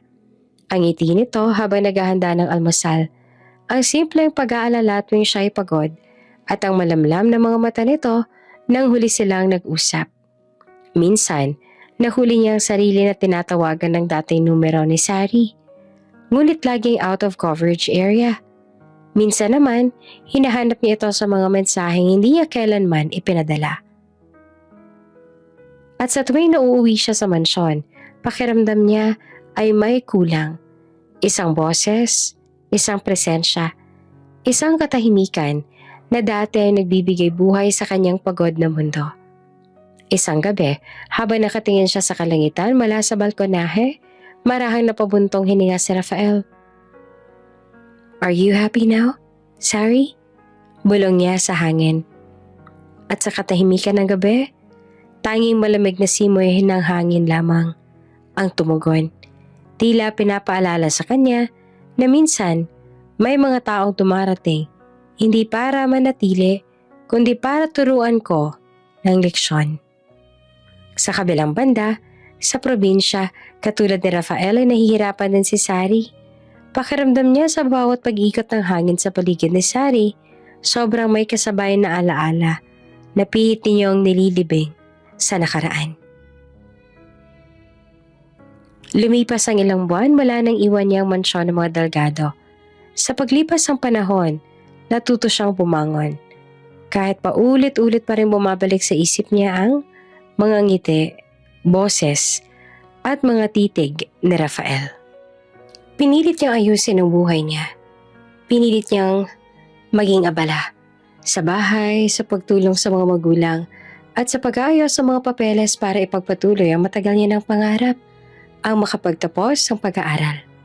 Tourism, isang kurso na dati pa niyang gusto. Ngunit kailangang isang tabi dahil sa kahirapan. Ngayon, salamat sa mga ipon niya. Mula sa ilang taong paglilingkod sa mga Delgado, nagkaroon siya ng pagkakataon para muling subukan, para magsimula. Ngunit hindi niya akalaing sa gitna ng panibagong simula ay may bagong hamon na haharapin siya. Isang lihim na babago sa lahat. Isang hapon, habang naglalaba bigla siya nakaramdam ng pagkahilo. Sinundan iyon ng kakaibang pagod at bigat sa katawan. Noong una ay inakala niyang pagod lang. Ngunit nang hindi na mawala ang hilo sa mga sumunod na araw, dinala siya ng kanyang ina sa health center. Pagbalik ni Sari mula sa konsultasyon, tahimik lang siya. Hawak niya ang puting papel mula sa midwife. Nanginginig ang mga kamay habang binabasa ang mga salita. Positive. Nanlaki ang mga mata ng kanyang ina nang marinig iyon. Sari, buntis ka? Mahina nitong tanong, puno ng gulat at kaba. Tahimik lang siya. Pilit na hinahabaan ang hininga bago tumango. Opo, ma. At doon na pumatak ang mga luha niya. Hindi siya sinagawa ng kanyang mga magulang. Walang malulutong na salita. Walang pagsisisi. Ang ina niya ay agad siyang niyakap. Mahigpit na para bang sinasabing, kahit anong mangyari, anak pa rin kita. Anak, hindi ka nag-iisa. Marahang sabi ng kanyang ama, tutulungan ka namin. Kaya natin to. At doon tuluyan ang bumigay si Sari. Sa unang pagkakataon, hinayaan niyang umagos ang lahat ng bigat na tinataglay ng kanyang dibdib. Ang takot, ang hiya, ang pangungulila, lahat ng damdamin na itinago niya mula nang iwanan siya ni Rafael. Habang lumalaki ang kanyang tiyan, mas lalong lumalalim ang gabi sa kanyang mga mata. Sa bawat galaw ng bata sa kanyang sinapupunan, parang naririnig niya ang tinig ni Rafael. Just take care of yourself. Paulit-ulit iyon sa isip niya, na para bang paalala mula sa lalaking kailanman ay hindi niya nakalimutan. Madalas habang nag-iisa siya sa silid, tinititigan niya ang maliit na larawan ni Rafael na nakasuot ng uniformeng pang-uniform.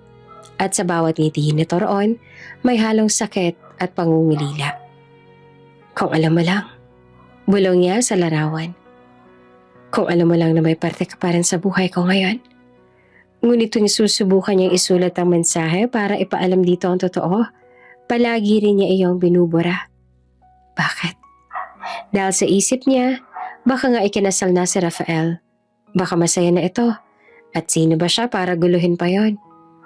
Kaya sa halip na tawagan ito, hinaplos na lang niya ang kanyang tiyan at nagbulong. Don't worry, baby. Kahit wala si Papa, dito naman si Mama. Hindi kita pababayaan. Lumipas ang ilang buwan mula nang malaman ni Sari na siya ay nagdadalang tao. Ang mga araw ng takot at pag-aalala ay napalitan ng pag-asa. Pag-asang nakaugat sa bawat tibok ng pusong nasa sinapupunan niya. At nang dumating ang araw ng kanyang panganganak, umalingaw-ngaw sa ospital ang iyak ng isang malusog na batang lalaki. Sa sandaling iyon, bumuhos ang luha sa mga mata ni Sari. Kamukhang kamukha ng ama niya. Bulong ng kanyang ina dahil ito ang may buhat sa apo ngayon. Halos hindi rin ito maitagong pagkagulat. Tumango lamang si Sari. Pilit na pinipigilan ng emosyon. Hindi niya alam kung paano maramdaman. Tuwa, sakit o pangungulila. Naghalo-halo na lahat sa mga sandali na iyon. Pero ang sigurado sa sandaling iyon, nagkaroon ng bagong direksyon ng buhay niya. Pinangalanan niya ang bata ng Elian. Makalipas ang ilang buwan, unti-unti nang nagbalik ang kanyang sigla. Sa tulong ng kanyang mga magulang, nakabalik siya sa pag-aaral. Habang siya'y nasa klase, nasa lolo at lola muna si Elian. At tuwing uuwi siya, kahit pagod, palaging may ngiti sa kanyang mga labi. Kapag nakikita ang anak para kay Sari, iyon ang pinakamasarap na gantimpala sa bawat sakripisyo. Lumipas ang mga taon at sa pag-ikot ng panahon, nagbago na ang lahat. 3 taon na si Elian at si Sari naman ay ganap ng flight attendant. Isang gabi, halos hating gabi na siya na makauwi mula sa biyahe. Tahimik ang buong bahay. Tanging ilaw lang ng lampshade sa kwarto ng anak niya ang nagbibigay liwanag sa madilim na silid. Pagpasok niya, nakita niyang mahimbing na natutulog si Elian. Nilapitan niya ito. Dahan-dahang hinaplos ang buhok at marahang hinalikan sa noo. Sorry, baby. Mahina niyang bulong. Mama's been so busy lately. I wish I could spend more time with you. Natahimik siyang sandali. Pinagmamasan ang inosenteng mukha ng anak niya. Paglabas niya sa kwarto, nadatnan niya ang kanyang ina sa sala. Nag-aayos sa mga damit na lalaban. Gising ka pa, ma?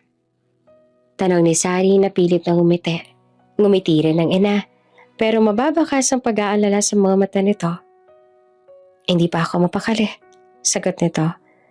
May gusto sana akong sabihin sa'yo. Umupo si Sari sa tabi nito. Ano po yun? Huminga ng malalim ang ina bago nagsalita.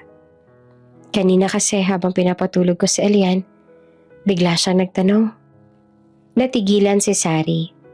Tanong? Tanong tungkol sa tatay niya. Mahina pero malinaw ang boses ng ina. Tinanong niya kung nasan daw ang papa niya.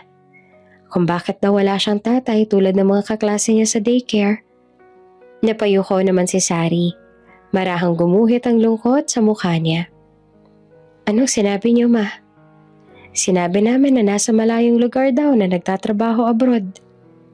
Tahimik ang sumunod na mga sandali. Hangin lang sa labas ang maririnig at mahinang tiktak ng orasan. Sari. Mahinahon pero mariing sabi ng ina. Kailan mo babalak sabihin sa anak mo ang totoo? Hindi mo naman pwedeng itago to habang buhay. Napapikit si Sari sabay hinga ng malalim. I know, ma. Mahina niyang sabi. Alam kong darating din ang araw na kailangan malaman niya. Pero hindi pa sa ngayon. He's too young. Hindi pa niya maiintindihan. Nilingon siya ng ina. May halong habag at pag-aalala. Pero habang tumatagal, anak, mas mahirap ipaliwanag ang katotohanan kapag lumaki na siya sa kasinungalingan. Tumango si Sari, ngunit sa loob niya, naglalaban ng takot. Hindi niya kayang isipin kung paano ipapaliwanag sa anak na ang ama nito ay isang lalaking mahal pa rin niya. Pero hindi na kailanman maaaring balikan. Pagkatapos ng ilang sandali, nagpaalam na siya sa ina at bumalik sa kwarto. Umupo siya sa gilid ng kama, pinagmamasdan ng kanyang anak. Sa kanyang isip, paulit-ulit ang parehong tanong. Hanggang kailan ko maitatago ang totoo? Hinaplos niya ang pisngi ng bata sabay bulong. Someday, anak, you'll know everything. But for now, let Mama protect your peace. Tahimik na lumipas ang gabi habang sa puso ni Sari patuloy ang pakikidigma sa pagitan ng pagmamahal, katotohanan at lihim. Ang araw na iyon ay espesyal, hindi lang para kay Sari kundi para na rin sa kanyang anak na si Alian. Bilang bahagi ng Family Appreciation Day ng airline kung saan siya nagtatrabaho, pinayagan silang isama ang kanilang mahal sa buhay upang maranasan kung ano ang pakiramdam ng lumipad kasama ang mga crew. Mula pa sa pagbangon, bakas na ang tuwa sa mukha ng bata. "Really po, Mama? Sakay ako sa airplane?" Tanong na Elian habang bitbit ang maliit nitong backpack. Dahil bata pa ay bulol pa ito magsalita, pero matalino at adventurous talaga ang anak niya. Namana nga nito kay Rafael halos lahat. Gusto rin kasi na maging piloto ng anak niya. Ngumiti naman si Sari. "Oo naman, baby. First flight mo to. You'll see the skies up close, anak." Habang nag-aayos si Sari ng uniform, hindi naman maiwasang mapatitig siya sa anak. Ang mga mata nito ang kulay tsokolate, ang pilyong ngiti, pati na ang paraan ng pagtitig.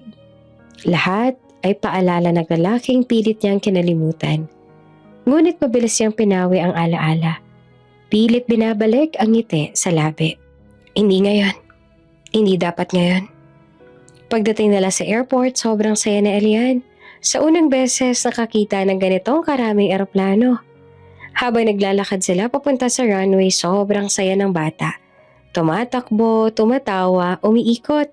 Tila ba sobrang saya nito. "Slow down anak, baka madapa ka," paalala ni Sari sa anak.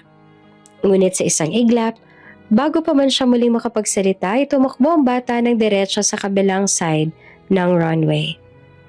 "Elian!" Sigaw ni Sari ngunit huli na. Nabangga ng bata ang isang piloto na noon ay naglalakad habang may hawak na flight plan folder. Natumba ang bata.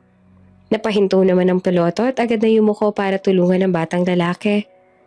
"Oh, I'm sorry. Are you okay, little one?" Dahan-dahan na inalaya ng piloto ang bata tumayo. Ngunit nang mapatingin ito sa mukha ng bata, biglang tumigil ang lahat. Parang may malamig na dumaloy sa kanyang ugat. Dahan-dahan niyang tinanggal ang kanyang salamin. Halos hindi siya makahinga. "No way," bulong niya sa sarili. Imposible. Kamukhang-kamukha ng piloto ang batang lalaking nabangga. Ang bata naman nagulat din pero agad nang umiti. "Sorry po sir, I didn't see you." At bago pa man makasagot ang piloto, isang pamilyar na tinig ang sumigaw mula sa di kalayuan. Napatigil siya. Ang boses na yon, matagal niya nang hindi narinig. Pero kahit lumipas sa mga taon, hindi niya iyon malilimutan. Dahan-dahan siyang napalingon sa pinanggalingan ng tinig. At doon, ilang metro ang layo, nakita niya ang babaeng matagal niya nang hinanap sa bawat alaala. Ang babaeng iniwan siyang may sugat sa puso, si Sari. Suot ito ang flight attendant uniform. Ang buhok ay maayos na nakapusod at sa mga mata nito halata ang gulat at pangamba. Ang kamay na Rafael, ang piloto, ay nakahawak pa sa balikat ng bata na ngayon ay nagtataka na. "Sari?" Mahina niyang sambit, halos hindi marinig ng kahit sino. Napatigil si Sari, nanginginig ang mga labi. Hindi niya alam kung lalapit ba siya o tatakbo palayo. Ngunit bago pa siya makagalaw, tumakbo si Elian papunta sa kanya. Niyakap siya ng mahigpit. "Ma, I'm okay. I just bumped into a pilot." Niyakap ni Sari ang anak ng mahigpit. Pinipilit itago ang kaba. "Oh, thank God," bulong niya. Hindi naman makapaniwala si Sari sa mga nangyari. Parang isang masamang biro ng tadhana. O marahil, isang malupit na paraan ng kapalaran para ipaalala sa kanya ang mga bagay na matagal niya nang pinilit limutin. Si Rafael. Muling nag-cruise sa mga landas nila. At higit pa ron, nakita na nito ang bata, ang anak nila. Ang bata ang bunga ng isang gabing ayaw man niyang balikan. Hindi niya kailanman pinagsisisihan. At mas lalong hindi siya makapaniwala nang malaman niyang isang hotel lang palang tinutuluyan nila ng mga crew. Ibig sabihin, May mga pagkakataong maaari niya itong makita. At iyon mismo ang kinatatakutan niya. Habang nag-aayos siya ng gamit sa loob ng silid, hindi niya maiwasang mapahinto nang marinig ang mga kasamahan niyang flight attendants na nagkukwentuhan. Alam mo ba, Sari, yung bagong kapitan na tinalaga ng company natin for pilot training, grabe daw, sobrang galing. Oo, si Captain Rafael Delgado, right? Parang perfect combination ng skills at charisma. Kahit mga senior pilots, hangang-hanga sa kanya. Tsaka super humble pa raw, kahit international flights na madalas hawak. Natigilan siya, parang biglang humina ang lahat ng tunog sa paligid. Delgado, Captain. Training new pilots. Hindi siya nagkakamali. Siya ngayon, si Rafael. Hindi lang basta bumalik sa buhay niya, kundi tila mas pinadikit pa ng pagkakataon ang mga mundo nila. Ang mundo ng ama at anak. Nilingan niya si Elian na abala sa pagpipinta gamit ang kulay na binili niya sa duty free. Bigla siyang napabuntong hininga. "What's wrong, Mommy? Why are you sad?" Tanong ng bata. Inosenteng nakatingin sa kanya. Napilitan siyang umiti. "Oh, I'm not sad, baby. Mommy's just tired. Long day." "Are you sure?" "Yeah." Pilit niyang sagot. Sabay haplos sa buhok nito. "Now, let's get ready, okay? We'll go eat after I fix your shirt." Sa lobby ng hotel habang nag-aantay sila ng elevator, narinig ni Sari ang tawa ng ibang crew. Pinilit niyang maging kalmado, pero ang puso niya ay kumakabog na parang sasabog. May pakiramdam siyang malapit lang ito at hindi nga siya nagkamali. "Hi, Mr. Pilot." Si Elian ang unang bumate. Masiglang kumaway sa isang pamilyar na mukha. Napalingon naman si Sari at doon ay halos mapatigil siya sa paghinga. Nakatayo si Rafael, suot ang puting pilot uniform, bitbit ang flight cap sa kamay at may bahid ng ngiti sa mga labi. Ngunit higit sa lahat, naroon ang mga mata nito ang hindi niya malilimutan. Ang pangungulila, ang pananabik. Ngumiti ito at kumaway pabalik sa anak. "Hey buddy," sabi na Rafael sabay lapit sa kanila. Imuko siya para abutin ang kamay ng bata. "Where are you going, little man?" Ngumiti naman si Elian. "We're going to eat." "Oh, really? That sounds fun." Tumingin si Rafael kay Sari. Isang mabilis ngunit malalim na saliyap. Si Sari naman, mabilis na umiwas ang tingin. Ramdam niya ang init ng titig nito. Parang binabasa siya. Biglang umiti si Elian at nagsabing, "Wanna eat with us, Mr. Pilot?" Halos mapalunok naman si Sari, pero bago pa siya makasagot, umiling na si Rafael at gumiting mahina. "Are you sure I'm invited?" Biro niya. "Yes, you can sit beside me." Hindi na nakatanggi si Sari, at ilang sandali pa, nagkasabay na silang tatlo sa hapag, sa isang sulok ng hotel restaurant. Tahimik ang simula, pero unti-unting nabasag ng tawa na Elian. Si Rafael naman ay tila natural lang sa bata. Tinuturuan itong magbiro at nagkukwento tungkol sa mga eroplano. Hanggang sa mapansin ng ilang crew na naroon sa kabilang mesa. "Grabe, look at them. Ang cute na lang tatlo para silang pamilya." "Oo nga, para magkakamukha pa. Lalo na yung bata. Hawig ni Captain Delgado." If hindi lang namin kilala yung si Sari na isa sa mga dakilang single mom ng company, iisipin talaga namin siyang ama ng anak niya. Si Sari ay nakayuko lang. Mahigpit ang kapit sa kubyertos. Ayaw niyang tumingin, pero alam niyang pansin ni Rafael ang panginginig ng kamay niya. At sa sandaling iyon, pareho nilang alam. Hindi na maitatanggi ng tadhana ang koneksyon na matagal nilang pilit tinatakasan.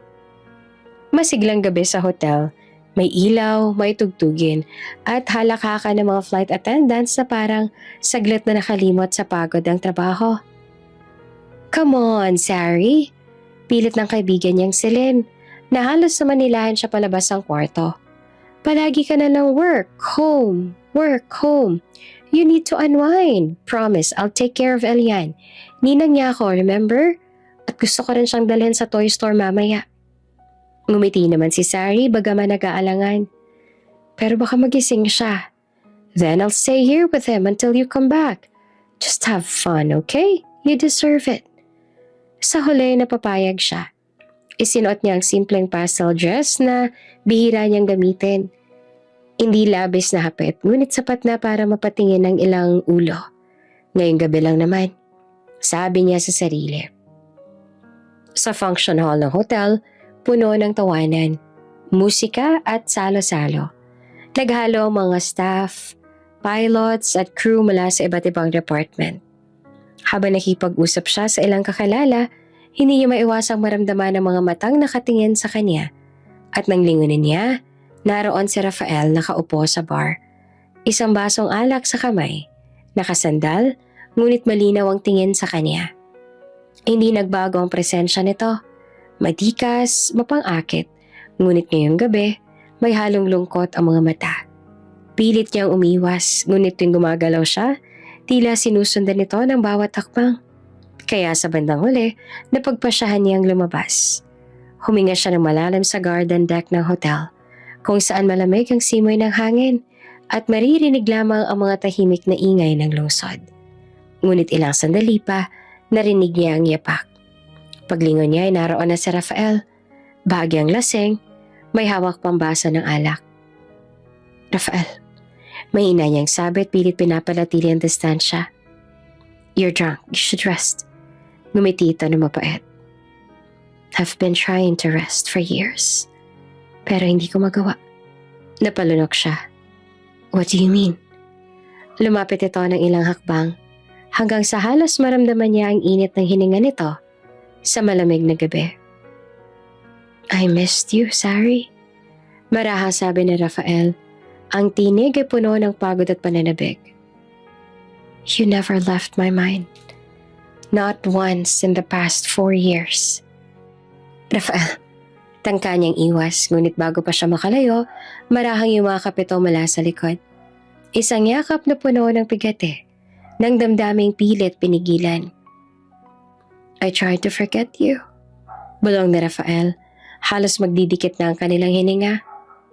I tried to move on. I drank, I worked, I traveled. But every time I close my eyes, it's still you. It's always been you. Nanginginig naman ang tinig ni Sari. Please, Rafael. This isn't right. Tell me. Mariin niyang tanong. Were you happy, Sari? Naging masaya ka ba nung nagpakasal ka sa boyfriend mo noon? Napalunok siya at hindi makatingin. I heard he left you. Were you sad? Were you lonely? Tahimik siya. Rafael's voice broke. May halong hinanakit at pagsisisi. I've been thinking of you every single day. I told myself maybe you're happy now, that's why I didn't bother you anymore. Pero nang malaman ko na iniwan ka niya. Iniwan niya kayo ng anak mo, I got mad. Kasi kung pinuntahan kita noon, kung pinaglaban kita, hindi mo sana naramdaman ang sakit na yon. Napapikit si Sari at luha ang huminga. Rafael, say something. Halos pakiusap nito. Tell me kung naging masaya ka. Dahan-dahan siyang humarap at sa una niyang pagtitig mula sa mga mata nito, nakikita niyang parehong lalaking minahal niya noon. Ngunit ngayon ay sugatan at nag-aalab pa rin. Hindi totoo. Mahinang sagot ni Sari. Nagulat si Rafael. What do you mean? Hindi totoo na nagpakasal ako. Parang natigilan ng oras. What? Tanong ni Rafael na halos hindi naman makapaniwala. Tumulong luha ni Sari habang nilalakasan ng loob. I lied, Rafael. I just wanted you to hate me para makaya mong hayaan ako umalis.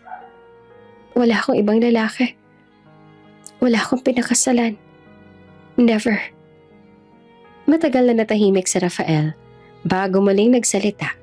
Paos at mababa. Then tell me. Lumapit ito at bahagyang kumurap ang luha sa mata. What about you? Kamusta ang kasal mo? Kamusta na kayo ng babaeng pinakasal sa'yo ng magulang mo? Huminga si Rafael, mabigat ngunit matatag. Hindi ko tinuloy. Magulang ko lang naman na may gusto nun, hindi ako. Hindi ko kaya magpakasal sa taong hindi ko naman mahal. Kasi sa bawat tibok ng puso ko, ikaw pa rin ang naririnig ko. Napatingin si Sari sa kanya. Naguguluhan, nasasaktan. Ngunit alam niyang wala nang maitatago. At sa sandaling iyon, nagtagpo ang kanilang mga paningin. Puno ng mga salitang hindi na kailangang bigkasin. Tumingin si Rafael sa kanya, halos pabalong. Si Elian, natigilan siya.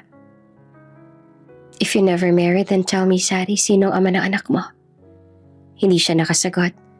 At sa mga mata ni Rafael, dahan-dahang sumili ang pag-unawa. Ang pagkakakilanlan. Oh God! Bulong nito na halos hindi makapaniwala. Ako? Ako ang ama niya, hindi ba? Rafael, mahinang sabi ni Sari na halos hindi makatingin. Pero hindi ito sumagot. Nakatitig lang. Para bang sinusubukan na hanapin ang katotohanan sa bawat patak ng luha ni Sari. Please say it. Halos bulong niya. Ang tinig ay basag. Tell me I'm wrong. Tell me I'm not the father. Hindi na nakapagsalita si Sari. Ang mga mata niya ang nagsabi ng lahat. At nang dahan-dahan siyang umiling, tuluyang gumuho ang mundo ni Rafael.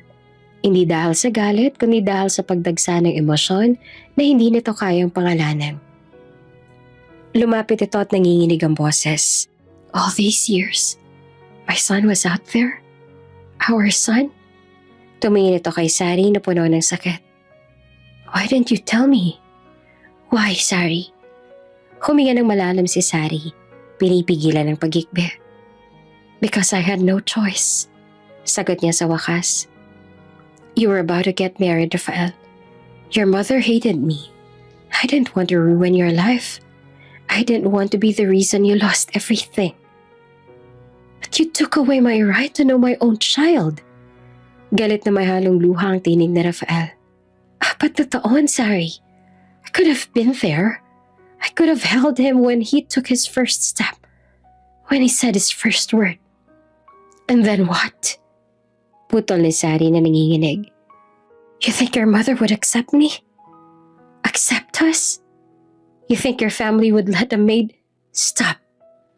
Mahina pero matalim na utos ni Rafael. Don't call yourself that. You were never just that, Sari. Natigilan siya. Ngunit kahit na ganoon, tuloy ang pag-agos ng luha. I did everything to protect him. Patuloy niya. I didn't want Elian to grow up in the middle of chaos. I thought if I raised him alone, at least he'd grow up free. Away from judgment. Away from all the pain. Tahimik si Rafael sa loob ng ilang sandali. Nakayuko, nakapikit. Tila pinipigilan ng sarili. Hanggang sa marahan ito nagsalita. Basagang tinig. You think I'd hurt you? Or my son? Hindi naman makasagot si Sari. Lumapit si Rafael at inilapat ang palad sa pisngi. Marahan, maingat at tila takot na baka tuluyang maglaho sa hangin. You've carried this alone for too long, sabi nito.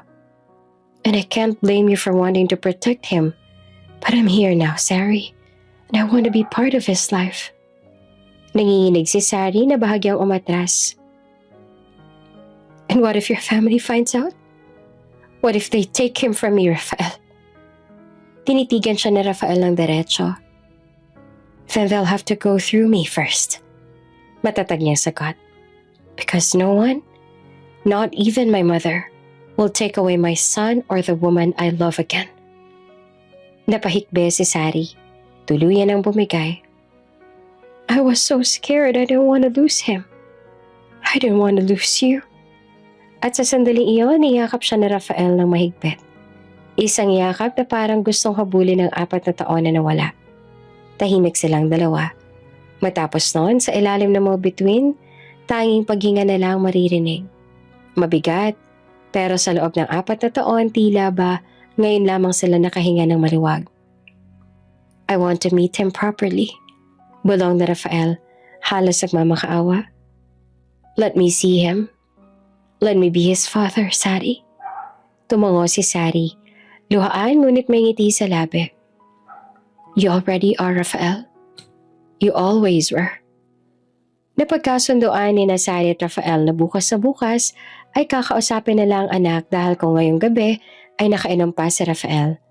Kinabukasan ay maagang naganda si Rafael upang makita ang mag-ina. Ang sinag ng araw ay dahan-dahang pumapasok sa bintana ng hotel suite kung saan pansamantalang tumuloy si Sari kasama si Elian. Mommy, are we going somewhere? Tanong ni Elian hawak ang paboritong laruan na eroplano. Ngumiti naman si Sari kahit may kaba sa mga mata. Yes baby, may ipapakalala si mommy sa'yo, okay? Who is it? You'll see. Mahina niyang sagot sabay hagod sa buhok ng anak. Sa kabilang panig ng hotel, hindi rin mapakali si Rafael. Paulit-ulit niyang tinitingnan ang sarili sa salamin. Parang hindi alam kung paano haharapin ang sandaling ito. Piloto siya, sanay sa mga emergency, sa pagharap sa panganib. Pero ngayon, tila hindi sapat ang lakas ng loob niya para sa isang maliit na bata, na anak niya. 4 years, bulong niya sa sarili. 4 years na hindi ko siya nakasama. 4 na taon na hindi niya alam na ako ang ama niya. Damong si Rafael sa hotel niya na mag-ina. Kumatok siya, kahit sobrang kabado, binuksan ni Sari ang pinto. Oh, Mr. Pilot, you're here! Hi! Sabi ni Elian. Elian? May hinahong tawag ni Sari. This is Mr. Rafael. Ngumiti ang bata at kumaway. I'm glad to see you here, Mr. Pilot. Hi, buddy. Sabi niya sa wakas na halos pabulong. It's nice to finally meet you. Lumapit si Elian, walang pag-aalinlangan. Hawak-hawak pa rin ang eroplano ng laruan. Napaluhod siya sa harap ng bata. Nag-aalangan kung dapat bang yakapin ito. Pero bago pa siya makagalaw, si Elian na mismo ang yumakap sa leeg niya. Napahigpit si Rafael ng yakap at sa sandaling iyon, tumigil ang mundo. Tagal kitang hinintay. Bulong niya ng tinig na halos hindi marinig. Tumingin si Sari sa kanila. Luhaan ngunit may ngiti sa labi. Hindi niya alam kung dapat ba siyang matakot o matuwa. Pero sa bawat yakap, sa bawat tawa ng mag-ama, alam niyang tama ang ginawa niyang desisyon. Kahit ilang taon niya pa itong tinago. Pagkalipas ng ilang sandali, nagyaya si Rafael. Gusto mo bang sumakay sa cockpit, buddy? I'll show you the plane. Lumiwanag ang mata ni Elian. Really? Mommy, can I? Tumango si Sari at bahagyang nangingiti. Go ahead, but be careful, okay? Habang naglalakad palayo ang dalawa, hinawakan ni Elian ang kamay ni Rafael. Maliit na palad sa malaking kamay ng ama. At sa simpleng haplos na iyon, naramdaman ni Rafael ang bigat ng mga taong nawala at ang pag-asang maaari pa nilang buuin muli. Thank you. Mahina niyang sabi. Hindi alam kung narinig siya ni Sari o hindi. Thank you for giving me this chance. At sa unang pagkakataon sa matagal na panahon, nakaramdam si Rafael ng tunay na kapayapaan. Isang tahimik na kasiyahang nagsasabing, kahit mahirap, kahit huli, narito pa rin ang simula ng lahat.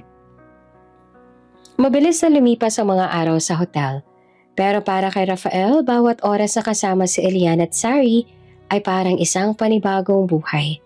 Sa unang pagkakataon, matapos ang ilang taon, mas madalas siyang ngumiti. Madalas siyang marinig na tumatawa. Hindi bilang kapitan ng eroplano kundi bilang isang ama.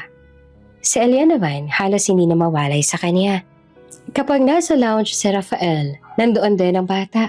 Nakaupo sa kandungan niya habang tinuturuan siya ng simpleng aviation terms.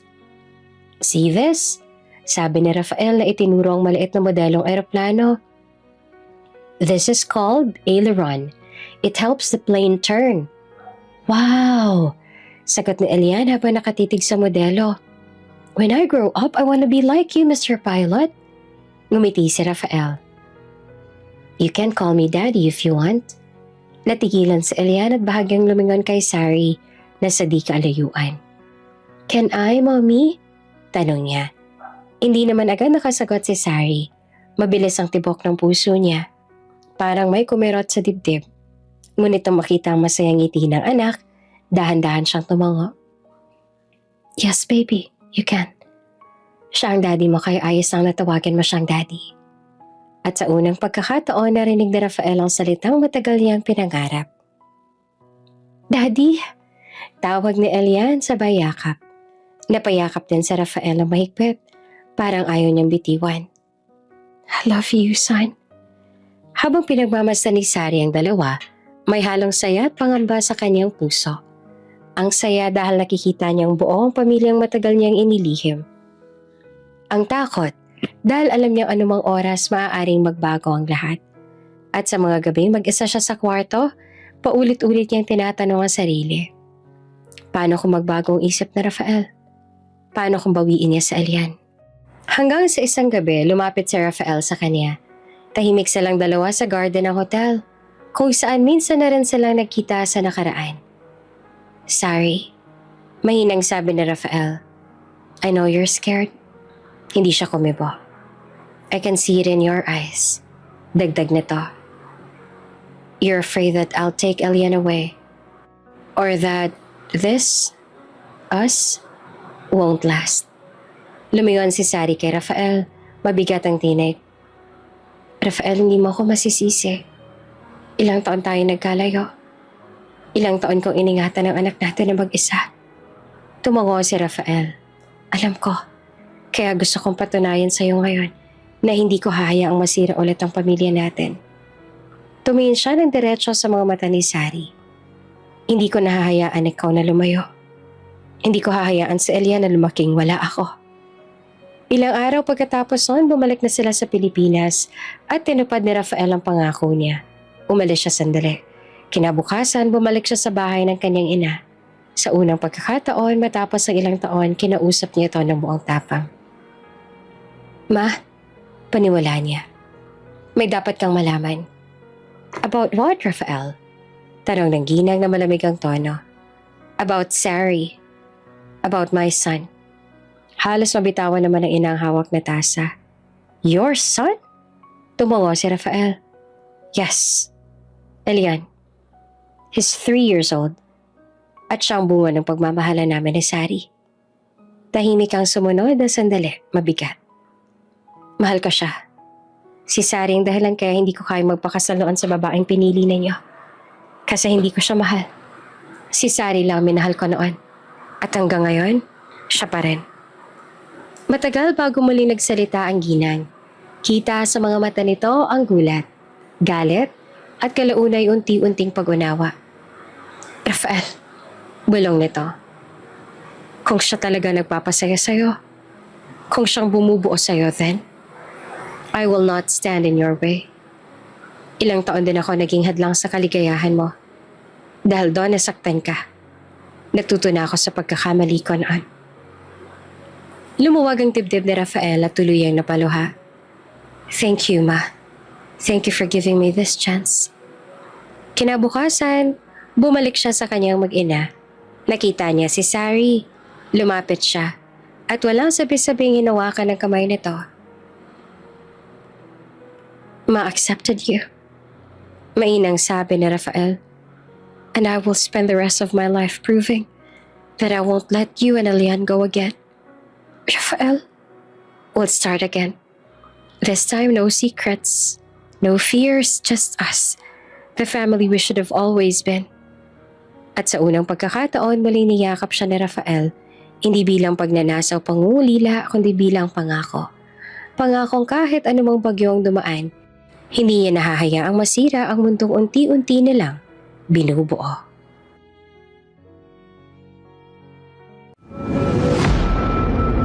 Kung bago ka pa lang sa channel na ito, Ate Jane TV, huwag kalimutang pindutin ang notification bell and subscribe button. Sana po hindi naman malaking abala sa inyo ang pagpindot ng subscribe button dahil ang kapalit po nito ay ang pagsuporta para makapag-produce ng mga libreng stories sa mga channels ni Ate Jane. Maraming salamat!